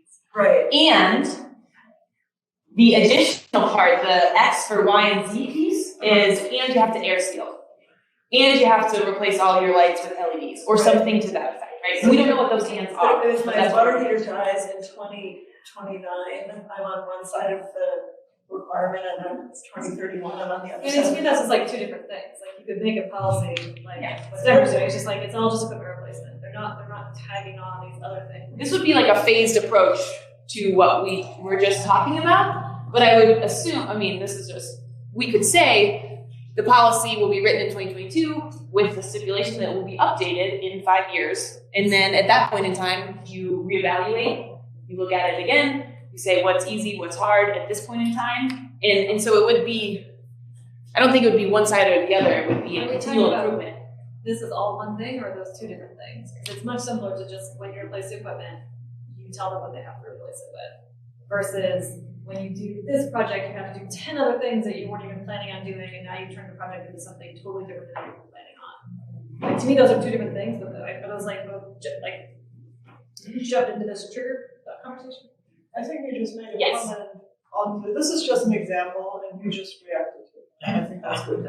So, yeah, I mean, this is, we're I'm trying to presenting understand what we're ideas talking for about. you guys to discuss. This is, whatever you guys think. If you're thinking, let's replace equipment with more efficient piece of equipment, then that's a step we should take to discuss and think about.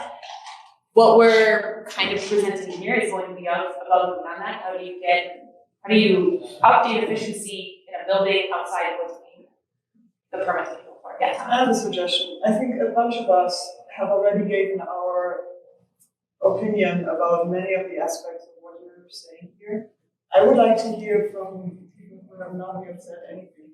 It doesn't need to be exactly on this concept. It could be, but I'm curious to hear from those of you who have not said anything. If you don't mind. I'm taking my notes, I'll comment at the end. Do you not consider it an argument? Do you guys have any thoughts to Sorry, share? I know you're taking notes and you want to make a 5-minute statement at the end. We give you that time. How to do 5 minutes. Yeah. No, please, if you have thoughts right now, we're talking too much anyway, and I think we know what each other. Well, I think we're kind of, you're just taking the same thing with different words, so. Okay. But even if you agreed, it would be good to know what you're saying. Anyway, I don't want to put you on the spot. Judy, do you have any thoughts? So I'm curious, and I guess I can start asking a couple of these questions for those who haven't shared a lot yet. What do you think the reaction, other than those folks in the room, would be from property owners if you start talking about those additional upgrades? I mean, right away, I think people are no matter what, changes are going to take, right? But like I say, if you have things that are lower hanging fruit, and at least being able to show them the benefits and where you're trying to get people to go, I think that is going to be key in getting people to say, all right. Obviously, funding, rebates, and helping with that, and saying, hey, the city or community is looking to split the costs or at least help you with that. Even if it is low hanging, it would make things easier. But Thanks. Yeah, I guess I did have a comment on that. I mean, the ROI is the cost benefit analysis of all of this extremely helpful in that way. Yeah, because most of the stuff you're actually saving quite a bit of money in the long run as you save energy once you get past the capital cost and you understand what you're saving. What's the threshold there? What's the threshold there? As far as equity is concerned, thinking about the folks in the community with the least amount of resources, is this type of policy considering that equity piece, or is there something that would need to be baked into this or thought through, maybe an exemption or maybe additional support, or how would we be able to, address thoughts there? Well, if you're taking the policy approach on the commercial building owners, they're probably not the people you're most concerned about. If you're taking the carrot approach to the residential folks, then you've got an equity wedge right there. And personally, I think it should be based on square footage because people who have big old houses can certainly afford to make a really good upgrade. Mm-hmm. And people who have small teeny little houses probably do it there because that's all they can afford is the ones that need help. And to that point, It'll probably take a lot less to get them insulated.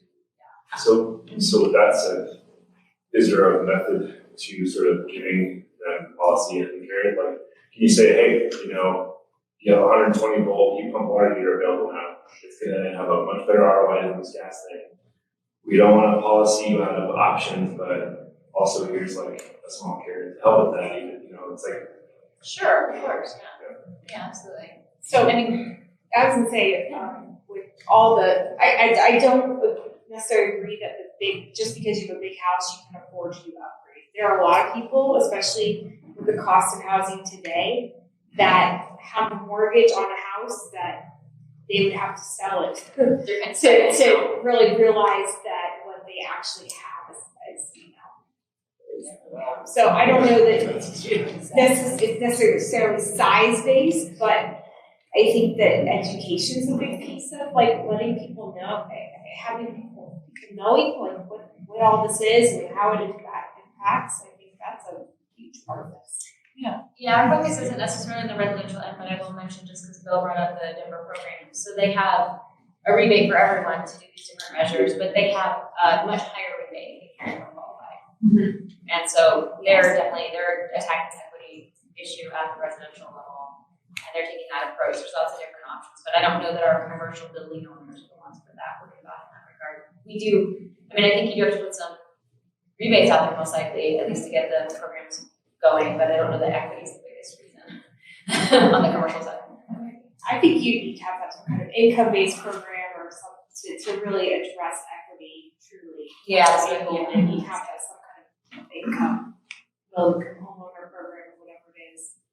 I think honestly, I'm mostly excited about the idea of setting a benchmark or requirement for reporting for commercial buildings. Yeah. And then you have this, why is this such a high need to use square foot compared to this? And then tap the ones that, then set a benchmark and say, well, gee, we could get these all down at this benchmark, then we'd be saving X amount of energy, would be like 10% towards our goal or something, and make a decision on that, set that benchmark, and then I think somebody said, and get there no matter what it takes. Well, I think they figured it out. To remember in Golden is 40% of our housing stock is renters. And so, So I do want to keep us focused on just triggers, because we will talk about that next. I think that's a really important conversation. So I just want to get a general sense from folks. Are we supportive? Let's break it up as Celeste suggested, of requiring when permits are pulled or additions or alterations are made, and maybe it's only specific to equipment because the rest is covered by the energy code, that there is a higher efficiency or potential electrification requirement that gets tacked on. General thoughts on it? Any ideas around this? Yeah, I think, I don't know how you're gonna get any other traction without just saying you can't put in what's in it, first of all. Second of all, I think, to Bill's point, electrification to me is also a safety thing. I don't know, I sit on the board of the neighborhood rehab project, and we get into a lot of like mobile homes. And there's a lot of this concept of getting the fire out of the cave. So kind of simple stuff. And I think electrification would solve that, makes it easy. See a lot of bad fluke events and things like that. So that's my philosophy. As far as seeing the technology, I don't know enough about it. I retrofitted a 1955 home in Golden, and I put in heat pumps, not the low temperature, like high end ones apparently that exist now. I have a solar system. I'm offsetting 100%, but it was really interesting this winter to see the difference between the natural gas. So I did studies like month to month. I turned on the natural gas. It's called emergency heat in this case versus the heat pumps. And month to month, with low solar gain in the winter and so on, I was not netting zero, and it was cheaper for me to run on natural gas. I realized that this is not about that necessarily. I think it's more important to, well, how do we push into the next phase? And I think electrification should happen, even on existing residential structures. I'm still trying to get my head around, there's a pyramid, and solar was always at the top, air sealing, insulation, envelope-oriented items were always that low-hanging fruit. This is what we target. And your solar system is smaller, your equipment is smaller. So we're flipping that on its head, and that part I'm not fully understanding or behind yet, because I think, again, there's a comfort element as well. Insulation is a really simple, cheap thing to do, and it goes a long way, at least from my point of view. Yeah, thank you. And I think it makes a good point of, I don't know what I like, I think the emergency state of, the climate changing is maybe what Lincoln said. Yeah. But it's not to say that all of those things that were at the base of the pyramid will help the economics as you go up. Right? And so that's the consideration as well when we flip it, to make sure we're paying attention to. the reduction in cost of PV is also. The greening of the grid is huge. Can I make one quick point, Tanya? I don't mean to interrupt. I just want to make one quick point about his comment about heat pumps. I think that one thing the utilities are doing that the city certainly could do is that if you are going to have some policy that requires heat pump installations, you could require them to be full climates specified heat pump products list. And that would be like a great solution so that other people who now moving forward are installing heat pumps in their homes can go to, it's a list of certified heat pumps that perform well in colder climates. And they certainly will, prevent that from happening, right? As long as your building shows it. So other thoughts on this concept? So to get to your original question, the question I think you asked was, what would homeowners think if we were to require tag-ons on code upgrades, right? I think this is, from everything I've heard tonight, the least attractive opinion, the least attractive thing to do. I just think psychologically, people want to do something nice on their house, and now we tag on this other stuff that makes it more expensive. This is what they come away with. You do something that's more expensive. Everybody will hate it, and everybody will put their intelligence into finding loopholes. I think we need to find a way to make it look cheaper that they do improvements. And the add-ons is not the way.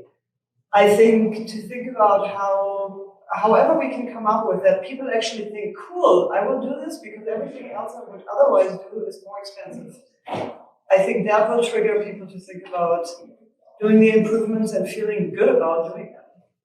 Yeah, I can speak to that, not on the residential side, but having been on the commercial side, what you're saying has been my experience.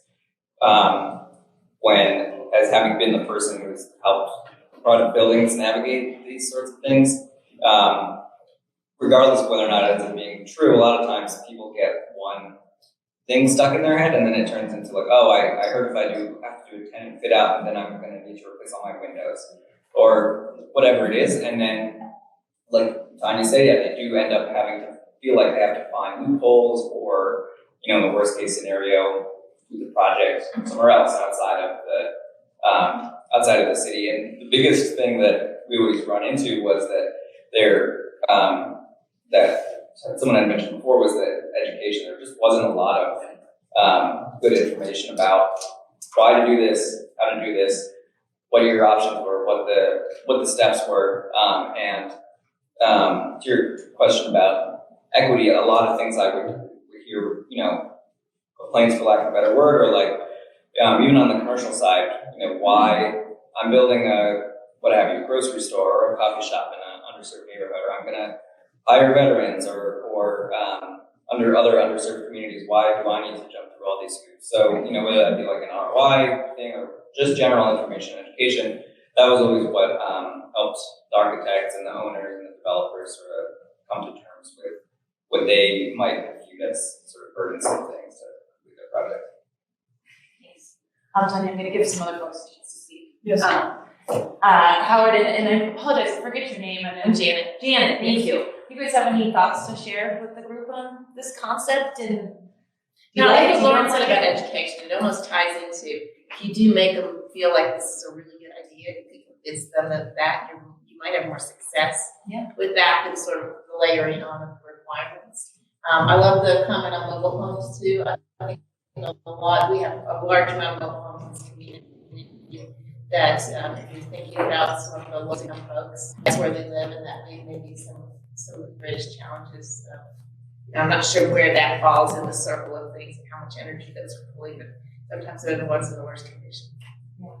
Yeah, thank you. Lauren, did you want to? Yeah, I want to go back to my point about the renters in this community. So, when you're a landlord and you're replacing something in a building you own for tenants, you're not going to do the most expensive thing. You're not going to do the most efficient thing because you're not paying utilities, and you don't have to live in that house. So you really don't care that much, and that's a big issue here in Golden. When we talk about homeowners, we're also talking about landlords. That's also what we're talking about. And so I think we need to think about how we would incentivize landlords to upgrade their buildings, their quote homes or single family buildings. That's another thing we need to think, because utility costs is not going to incentivize them. They don't care. No. Commercial lease. So Carol still never spoke. I just wanted to give an example of what other countries are doing on landlords. Oh, nothing to add. Okay, all right. So what I'm hearing from this conversation is we kind of like the carrot approach as it relates to this for residential, right? How do we encourage this? How do we incentivize it?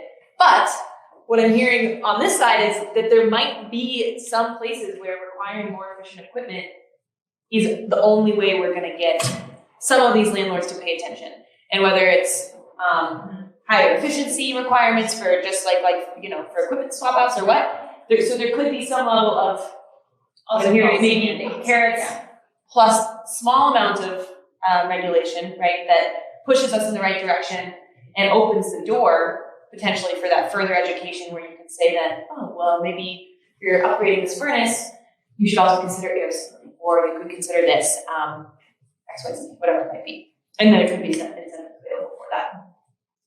Does that sound like capturing that correctly from what you guys think? Tanya, shaking your head no.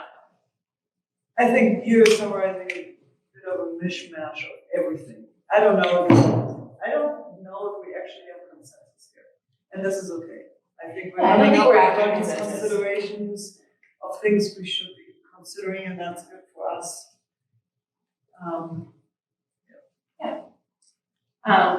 Any other thoughts on this piece? For whatever it's worth, City of Boulder also went through a process you're probably familiar with regarding landlords.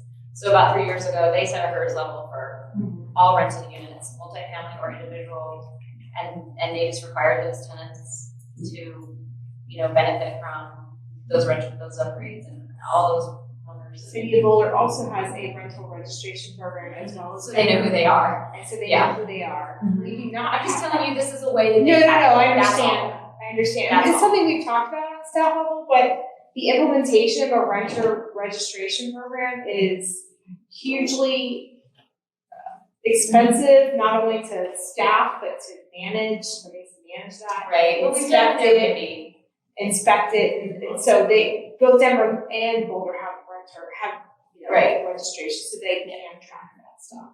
And I'm not necessarily saying it's something we necessarily need to do, although, like I said, we have done it with short-term rentals. But I do think that they have looked at that and said, okay, these tenants are never going to benefit from these rates that we have, so we don't have to go on. That's all. That it's on the radar screen. So can I just ask, from a legal perspective, some of these, things that we could be doing would be a bit of a one-off in Golden. How is this even, are there legal restrictions on what we can actually do as a community? Or would there be litigation on, this is a one-off, we can't do this, we need to stay within the boundaries? We have to look at, this is a super high level, and all of these options, we have to look into lots of different kind of policies, impacts to staff, and legal options. So I don't think we know right now, but we have to look at the feasibility. So what Germany right now developed a law to incentivize landlords to upgrade the efficiency. And they developed a scale that said essentially they set efficiency measures of reduction in whatever you're saying, if you're using right now certain energy in your buildings, reduce it by year X to 50%, etc. If landlords don't do the upgrades required to get to those benchmarks, they need to pay and co-pay the energy bills for their renters. And so there's an incentive to do it, and it's staggered how much they need to pay. If they don't do anything, they pay 100% of the bill. If they do incremental assessment, if they get there, the renters pay the bill. Interesting. But I don't know if something like that on a community scale is even feasible. So I think what we want to do is probably keep this, like Teresa said, at a high level, and if there are those specific questions that we want to dive into, we will capture that through our work and Okay, so to your points on the board, I will say I think that the phase in has to be a little faster than what we looked at on the one slide you had. Just if we want to go back to this conversation. I feel like 2035, we're just starting to change out infrastructure equipment by 2035, we're probably not going to hit our goals. Okay. In our commercial multifamily, 2 cents. Okay. So I'm going to ask for final comments on this, and then I'm going to move us on to the benchmarking building performance standard conversation, because I think that'll take a big chunk of our time, and especially here at commercial buildings, which is the largest chunk of our sector that we really want to capture comments on. So are there any final thoughts, feedback, comments on this? All right. If you think of them, always feel free to. Yes? I just had one of you said additional considerations, and I know Phil mentioned end of useful life, but there is data out there on real estate. I use it to where I'm in marketing, being able to see what year some of that home was built, being able to take that into account. That's maybe getting closer to that end of useful life, like for the education for these people that are, hey, you know what, yeah, our furnace is 20 to 30 years old, or whatever that looks like, or for the water heater, those type of things. So just another, where you can easily grab that data and not necessarily target, it's not a trigger, but it's just. Yeah, an opportunity to market ahead for that. Yeah, just to keep it. Yeah, it's fantastic. There's sort of to that point, the handout that is Golden Workshop number 3, if everyone has that, not to dive us into that conversation necessarily, but that sort of has a little bit of a list of what is sort of the standard replacement rate for different pieces of equipment. And again, that gets really into specifics, and I don't think it's more the talking to your point about what the turnover rate for some of these pieces is. Mm-hmm. Yeah. And I think important about getting education for them before their system dies and they need to replace tomorrow. There's no good. Right. Okay, so let's talk about benchmarking building performance standards. I'll pull up this graph again, just as a reminder. This, we have buildings 5,000 square feet, 10,000, 15, 20, 30, 40, 50. Commercial only. I'm sorry, multifamily is included in this. So multifamily, commercial, and industrial. Any building over 5,000 square feet that is not single family. You can see 622 buildings are over 5,000, 5,000 to 10,000, 305, 10,000 to 15,000, and on and on we go. This is just to sort of show the number of buildings that would be impacted by a potential standard. And then we just wanted to do a quick reminder of a number of permits that are being pulled. So we have, upwards of, fast math is going to escape me, but maybe like 1,500 commercial buildings covered in this. And about 60 are pulling permits for refinishes and remodels that could trigger an energy code depending on the extent of the project, right? So not a lot being forced to move the needle on upgrades. Just a quick different look at that data. 6% of the buildings are 5,000 to 10,000 square feet. And of the 52 that are being regulated, we believe 52 by the state, the biggest chunks of that are lodging and residential, so multifamily and lodging, and then warehouse and storage. Do we have this data as percentage of building area? It's like 600 is a big number for quantity, but what percentage of the area we could have Miles might be able to crunch some quick numbers on that in the spreadsheet. Yeah. Well, it's like, you look at my square footage, footage, 5,000, let's do all of those, make everybody benchmark, but So- that's 600 more buildings that somebody has to track down, and does that even really add a significant portion to the building area? Granted, we don't know the actual energy that they're using, but Right. generally, building energy is associated with square footage, so we want to get a lot of square footage. Right, I was going to, real quick, I was going to try to make some recommendations, like where the cutoff should be on the square footage for benchmarking based on some criteria, right? They got a little bit too detailed, but I was looking at if we could just really narrow it down to where is your dollar spent most effective from a carbon reduction perspective? It could be in hotels, right? Hotels are huge buildings that are easy to electrify because you have small zone equipment. So Types is too complicated, so it's Right, I just to didn't know wanna- where the cutoff is, If you have the spreadsheet in the square footage totals, I guess it'd be interesting to know. Yeah. That fast, but yeah. Just yes, 5,000, 900 10,000. buildings off of there, that's a lot easier for the city. Maybe you could still tackle 70% of the square footage, because So while Miles looks at that, let's sort of talk about this as a group. What a benchmarking building performance standard would look like. So typically we see these implemented as benchmarking first. So you get folks in the rhythm of tracking their energy use, reporting it to the city, and then at some later date, the standards come into place and say you have to be more efficient by XYZ date. So same sort of set of questions. How do you think folks would react to this? Some will already have to do it per the state's code. Does it make sense to take that phased approach where you're tracking energy and then you're requiring upgrades, or should it be a one-fast swoop thing? How far down should we go as far as benchmarking requirements? Is there something to look at, like where Denver's got, for the biggest buildings, you have to do a performance path, but for the smaller buildings, maybe there's some prescriptive requirements that you do instead. And then what other considerations do we need to be thinking about and the equity impacts? of it all.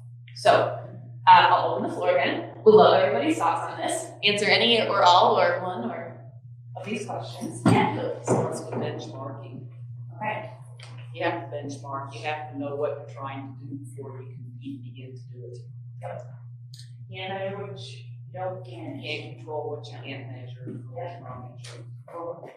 Special considerations that I've seen for other cities reporting programs. Are there any buildings in Golden, I guess maybe other than School of Mines, that have large central plants, campus systems?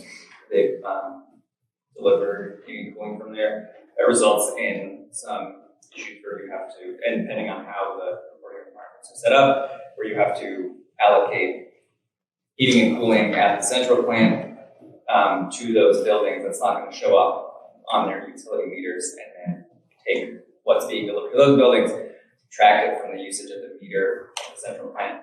And that's not something that most building owners are capable of doing themselves, and generally requires some metering equipment, as well as some overpaid consultants probably to come and crunch those numbers.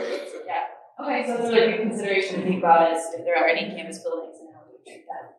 That played into my question. I mean, are these operations and maintenance type of people that are benchmarking this? Is this McKinstry style, somebody that's going in and actually kind of auditing what's happening so they can benchmark it? I guess I just don't know, It's typically like a simple, you create your own Energy Star portfolio manager profile. There's usually a lot of training involved so people know how to do it correctly. The level of QC that goes into how those buildings are set up, I'm not sure. Maybe someone else can speak to that if that's like a big effort on the city's behalf to make sure that they did it right. I think the effort goes up with more buildings. Like Denver has a whole consulting firm that multiple people that go through multiple QC checks, they flag different anomalies, they call people, they have a health center, they manage all the process, they do the software, so it is a big undertaking, especially if you're gonna go for thousands. Yeah, but to your point, it depends on the building. If it's owned by maybe one of those bigger development companies, they might have a process program in place for managing that benchmark, and they might already be doing it. Some might be mom and pop owned buildings that have to figure it out themselves, so I get it. When you talk about the buildings in Golden, right, they're all pretty small and they're fairly easy, and probably take an hour or two once you just get somewhat familiar. And there's no requirement to be certified to do benchmarking. But if you want to get an Energy Star certification, if you're over 75 and you want a certified building, then you have to have somebody sign off on it as a PE. I would think a third party, we're requiring a business based on some benchmark that the business has their own staff developing, and they have to supposedly increase their efficiency over time. And the other thing that I was thinking is, and I don't know that much about commercial, I'm not a residential person, but is there just simple clip systems that are like my water meter? How much I use, The benchmarking is all just your Excel energy data. That's the only inputs that you can connect it to get that data automatically come from the utility. You put in your square footage, you put your number of people, your operating hours, and the number of computers. So it's mostly administrative staff that are filling out this information. The area is the biggest impact, so if you put in your area wrong, then you're going to really see your UI one way or the other. But it's pretty simple inputs. QC checks are these make sense.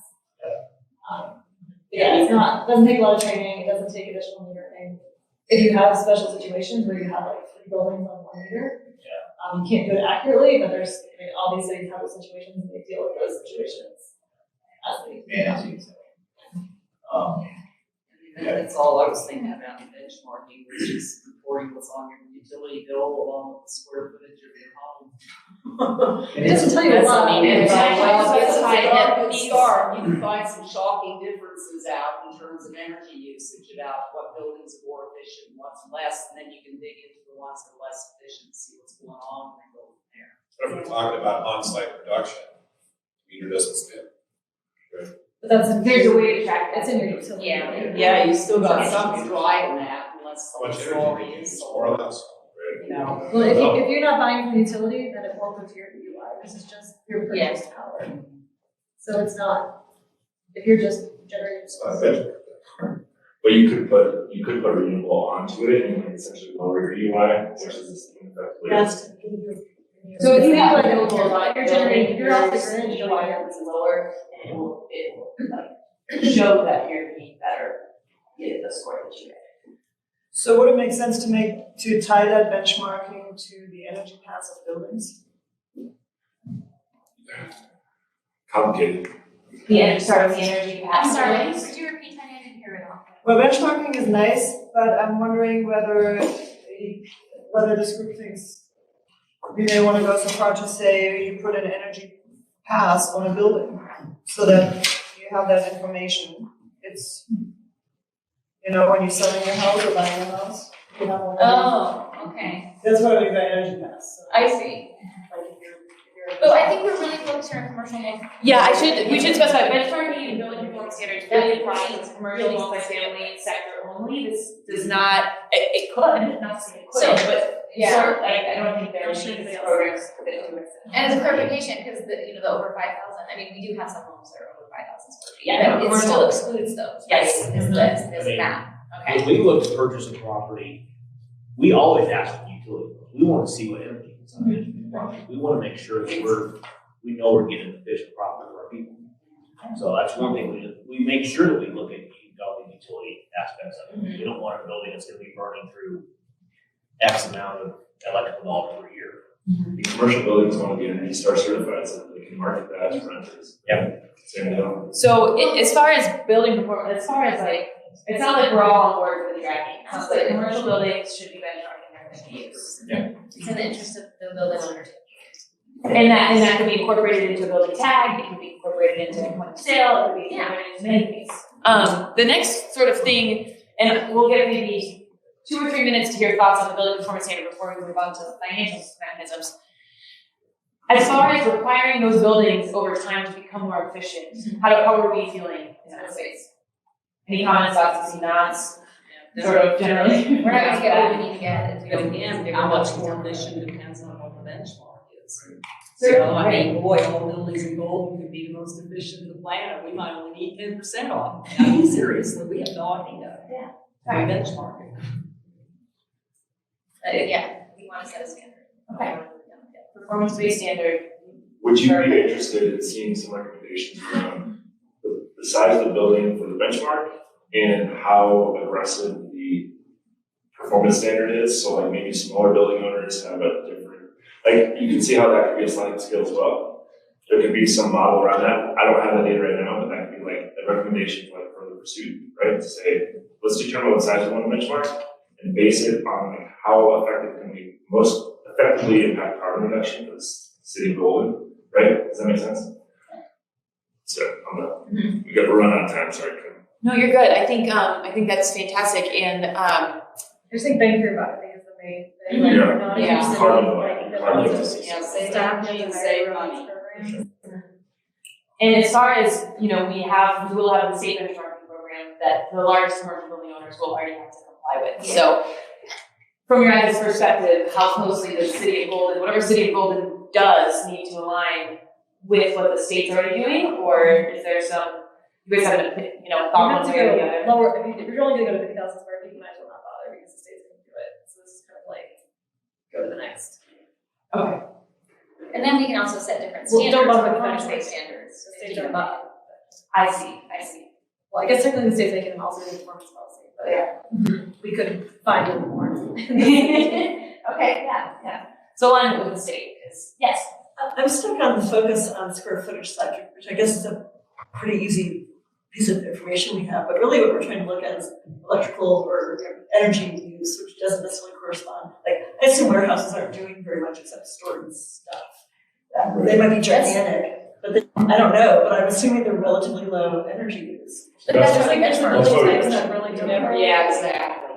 It's a surprise, right? So we're in Yeah. the building to course. We're Yeah. also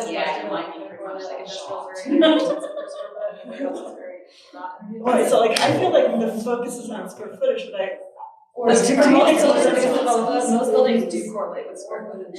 Sorry, can you finish your thought? I guess I just want, to me, like, it's more linear to focus on the electrical usage, I know those, the state is already monitoring on a square footage basis for the larger buildings, I understand. The part two, we don't know the energy use yet. You don't have that data, I guess. So you have that's to what pick I'm something to trying benchmark, and generally, Okay. building square footage does correlate with energy for most building types and for the largest percentage of square footage. That might be different with our pie because there's so much industrial. Yeah. But like for Denver or these other big cities, Aurora, like the square footage is a very close correlation. You're gonna have some building types that are a little more energy intensive, some a little less, but the bigger buildings use more energy.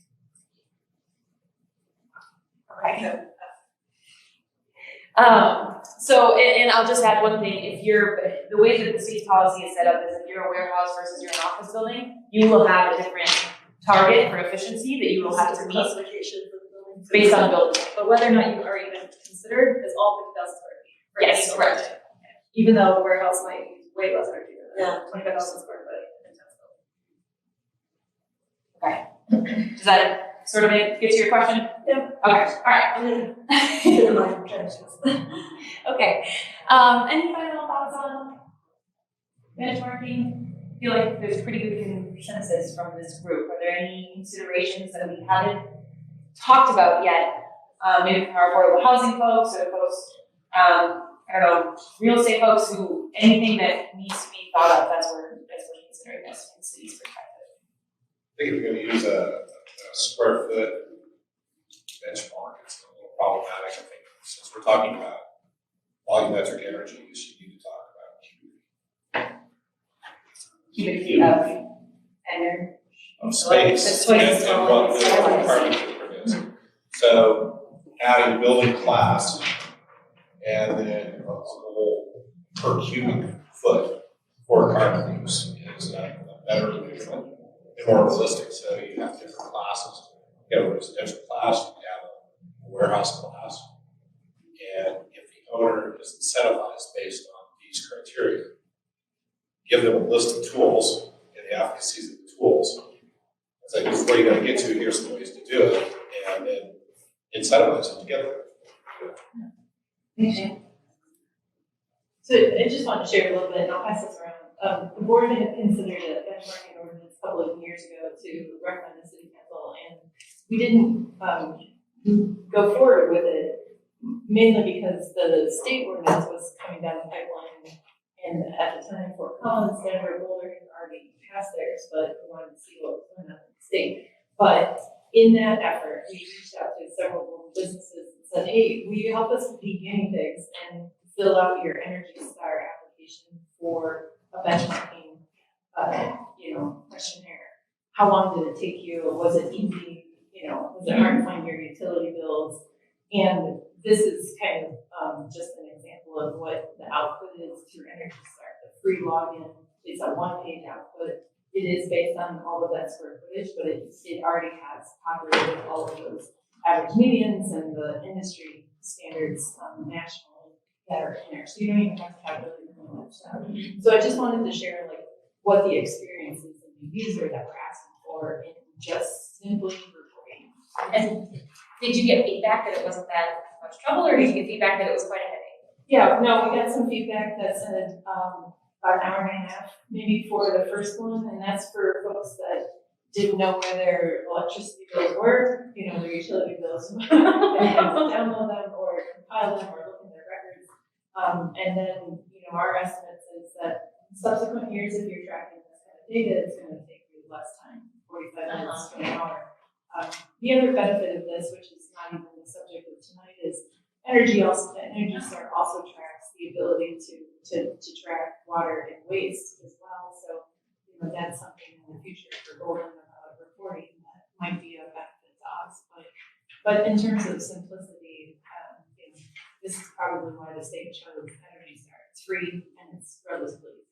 Could you give somebody a discount on their permit fees if they turn that in? There you go. That's great. We'll give you $5 off. I can do anything. Take down Teresa's budget. On this council.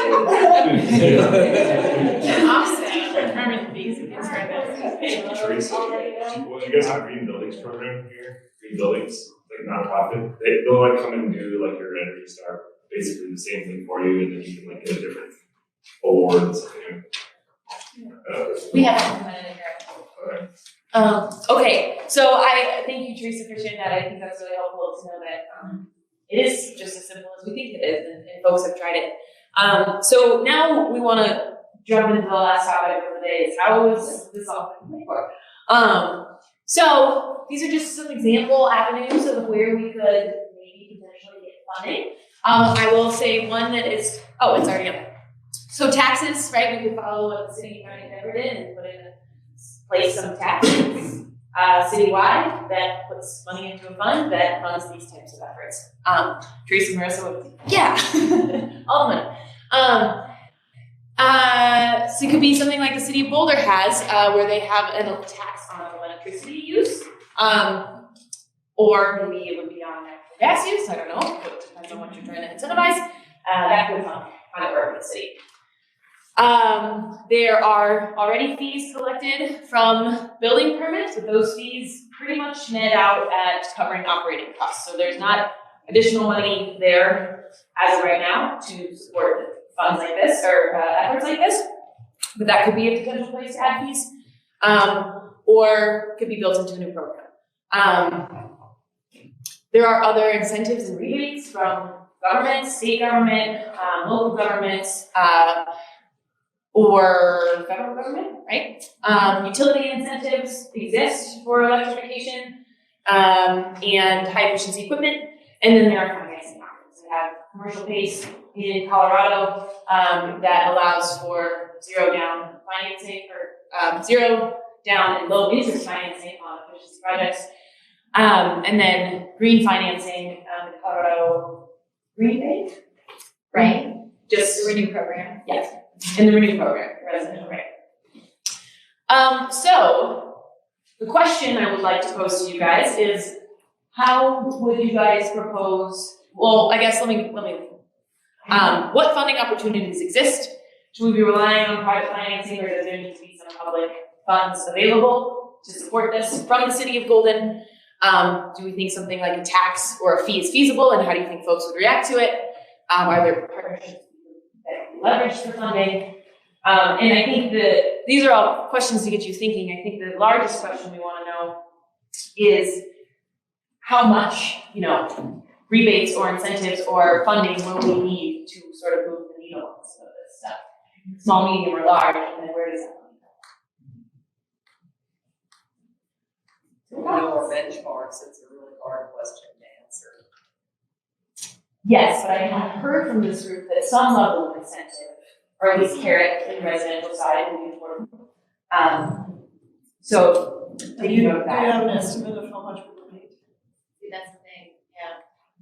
So it is really hard to say what mechanism do we think. Like, do we want to go to the trouble of a ballot initiative if we don't need that much money? Would we want to take all that political capital? You know what I mean? Like, it does kind of matter. So, I mean, we can think about it, let's think about it high level, right? Where you want money for rebates or incentives.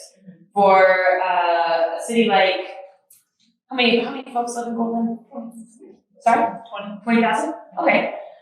So, for example, in Eagle County where I live, they have $700,000 set aside for rebates every year. That covers 3 people's staff time and rebates for the community. Those rebates aren't maybe being, there is no existing building regulation that's saying you have to update your furnace and then you get a rebate. Mm-hmm. So that's an example where that could go up. But consider staff time. If you're going to put in benchmarking of building performance standard, how many staff at the city level will need to manage that program? And then what level of training or consultant support would you need for that? So trying to think about it at that higher level, at least a couple million is where my rough math is coming in. Time. So I just say my opinion because I would actually like to hear more other opinions. But I put mine out just for you guys to react to it. I think we focus so much on residential, and coming here, I thought residential, we gotta find something about residential. And this evening showed to me that we, as a first step, should find partnerships with the main commercial partners and figure out what we can do in collaboration. And when I think about commercial, I do not think about taxes. I mean, I think we need to do something on the residential side as well, but I don't think right now in the current climate that taxes get us somewhere. The increase in natural gas price may do more right now than people do tax. on its own. But I think some of this financial, I agree, we need to answer some other questions first. We need to, and I think we actually have some time on the residential side if we focus really on a solution with the commercial partners, and they have other means. We're talking about way other financial volumes, other financing mechanisms, putting things into the bottom line for them.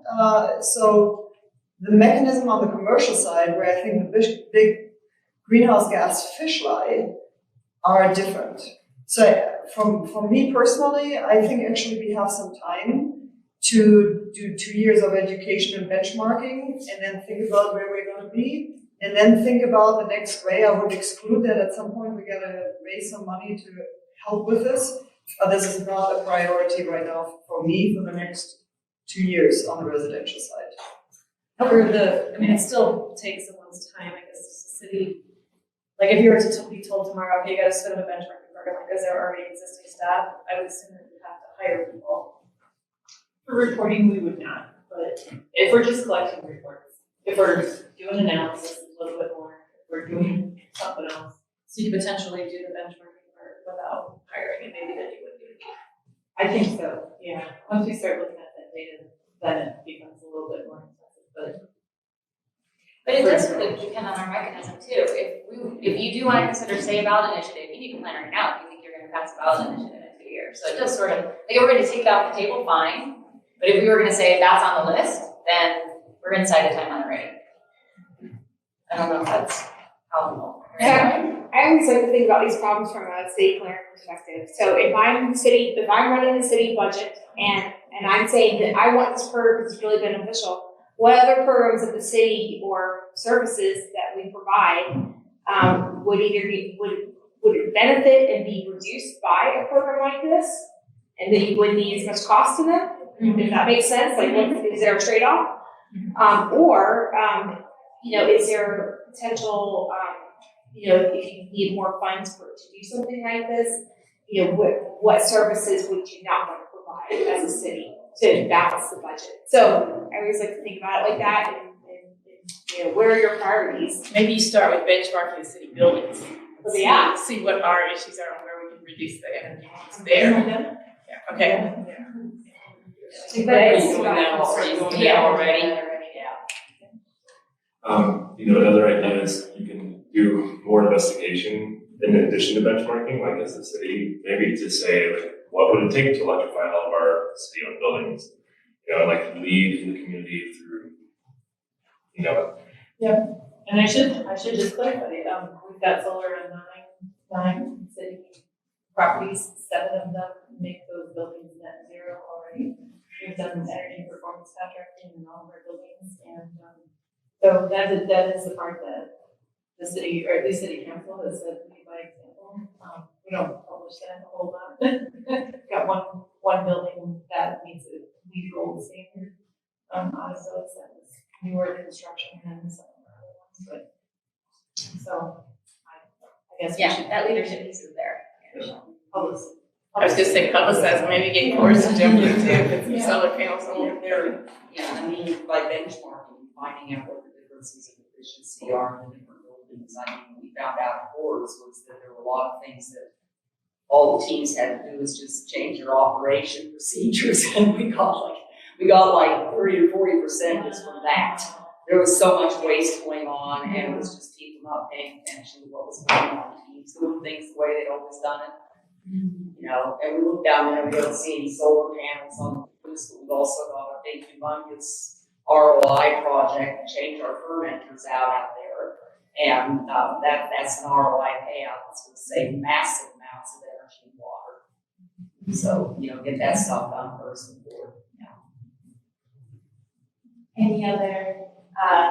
Any other thoughts on how this is going to be paid for, what level it needs to be paid?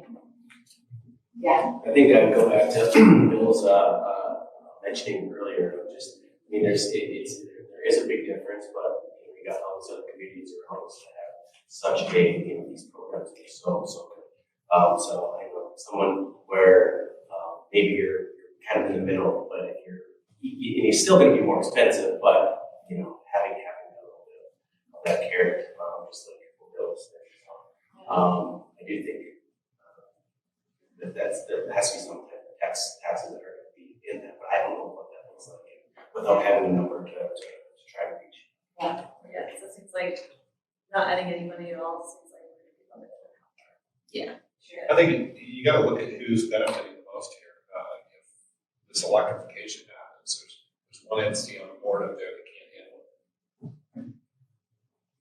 it. What? Excel can't handle it, they don't have a big enough grid, so they're the ones that need to contribute the most towards this agenda. Not to say that there wouldn't be some public support through the tax program or something, but the lead needs to come from itself. And they have some levels of debate, not as robust as those saying it's like the city never, but electrification debates are part of the program right now. And when we get to, another thing about that is that, and I'll just say that when, you know, when you're pitching, I would say when you're pitching, you know, big incentive money to a city council, or to taxpayers or whatever, you need to really know exactly how much money we're talking about and how much energy benefit we're gonna get out of that. We're not gonna know that to benchmark. So some good opportunities for future investigation, it sounds like. So what if the benchmarking report was tied to the ability to pull a permit? Tied to what? The ability to pull a permit.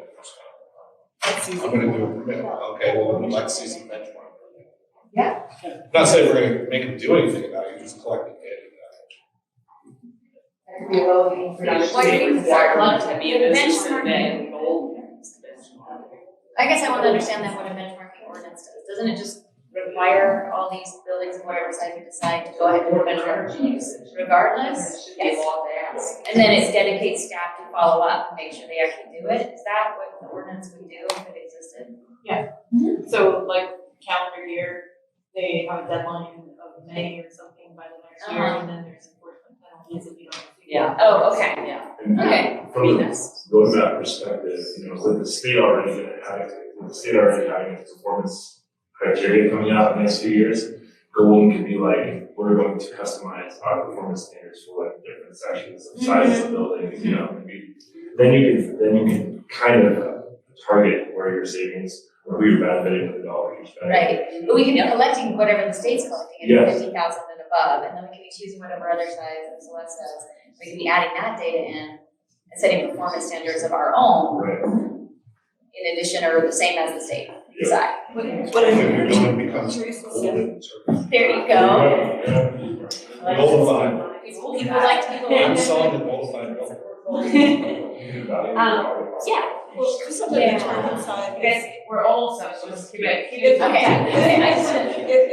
the initial goal of the benchmarking is just to collect the data and via whatever mechanism we do it, but we don't have resources dedicated to analyzing the data, that just seems like the definition of bureaucracy, right? Like, so I don't know why you would pass a data collection ordinance without staff dedicated to doing something with it. I think that would just piss me off. Well, I think that's a funny kind of thing. The other question is like, is some of this a city budget question? Is it like, oh, do we ask for another full-time person as a staff member, and it's a city budget question, and it goes to council? Yeah, absolutely. It's like 290. But then there's a funding issue related to the paperwork, right? And so that's a more complicated issue. We need to benchmark, and that's. But if it's a piece of paper, it's not file cabinet, it's I think you're all making really good points, and I can't hear you when you're all talking. So I am gonna ask that we kind of keep it in order, keep it orderly.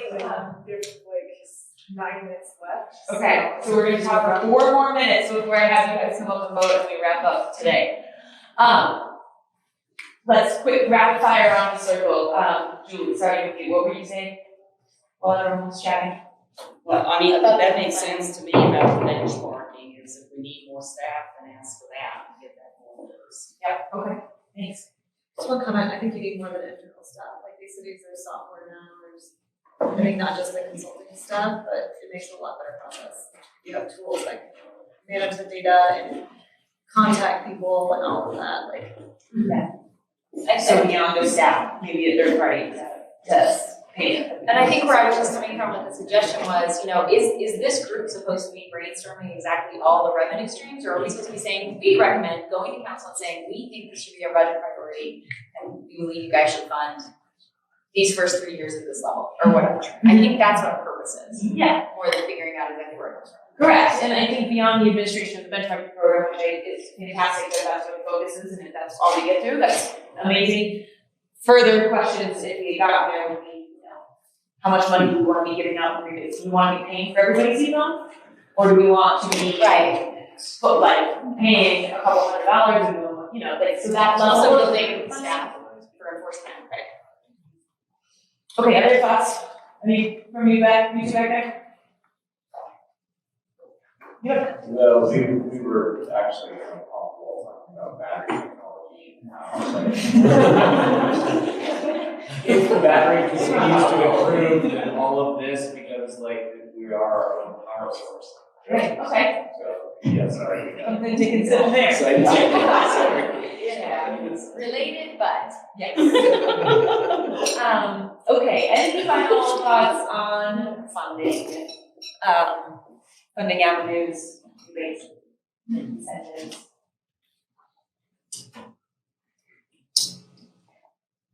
Bill, I know you've been quiet for the last couple of sessions. Do you have a final thought you'd like to share? Not on this. No. I've been thinking for the past, it's complicated, right? It's all complicated. Yes. I've really just been thinking about the goals, like what we need to do.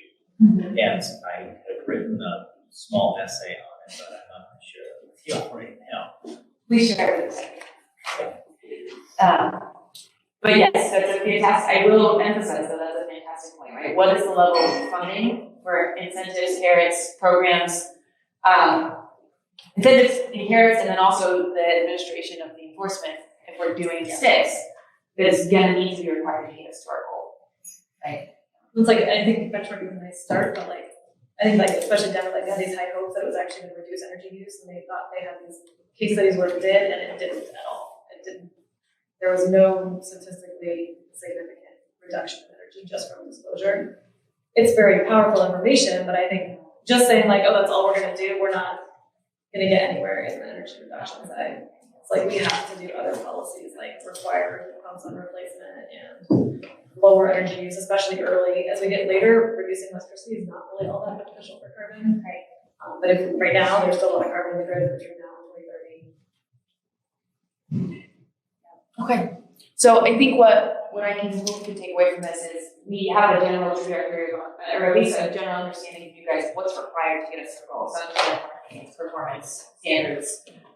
It's incentives for residential, but maybe the heavier focus on commercial if we really want to make it hit our goals.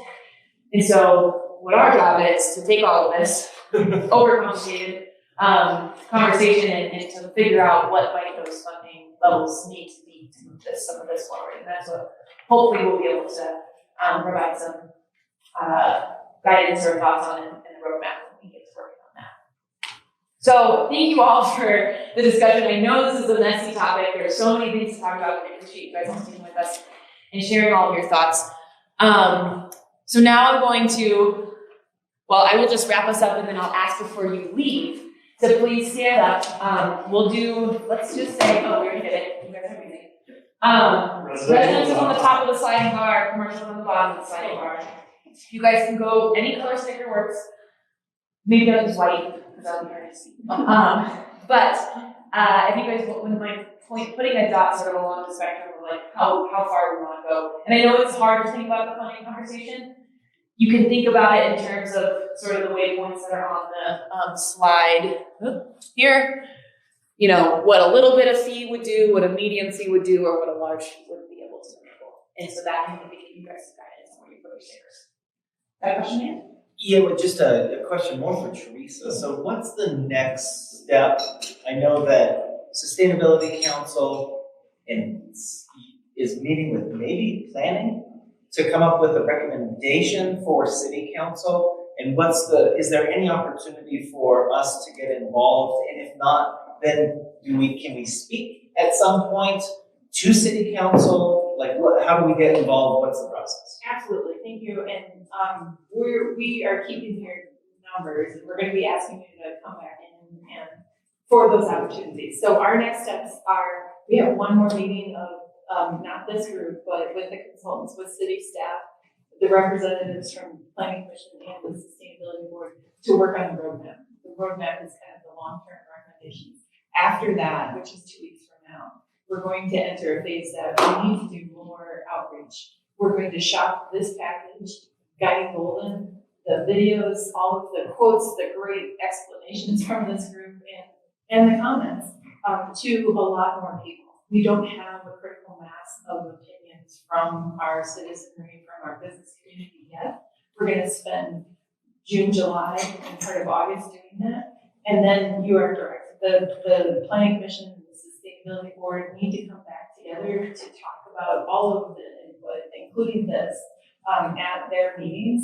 Those will be a point of opportunity for you to come back and talk about your experience. And then after that, the joint recommendation going to city council will be coming out, another opportunity. Those meetings are going to be in October or later. So we're going through quarter 4 here with this process. We'll keep you up to date and give you opportunities. We'll probably beg for your testimony in the later parts of this, just to give council an idea of what's going on and what you went through, and give them a chance to say that they appreciate you for this as well. Thank you. Well, with that, thank you all for being here. We hope you have a great rest of your night, and please vote before you leave. Our teams are here if you guys have any other questions or want to talk any further. And it's been really nice hanging out with you guys. This is a couple words about yourselves. Thank you very much. Thanks, everyone.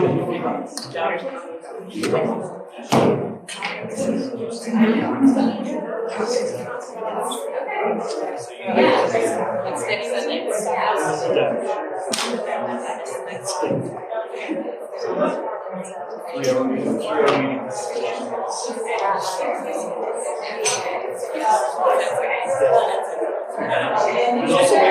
There's also like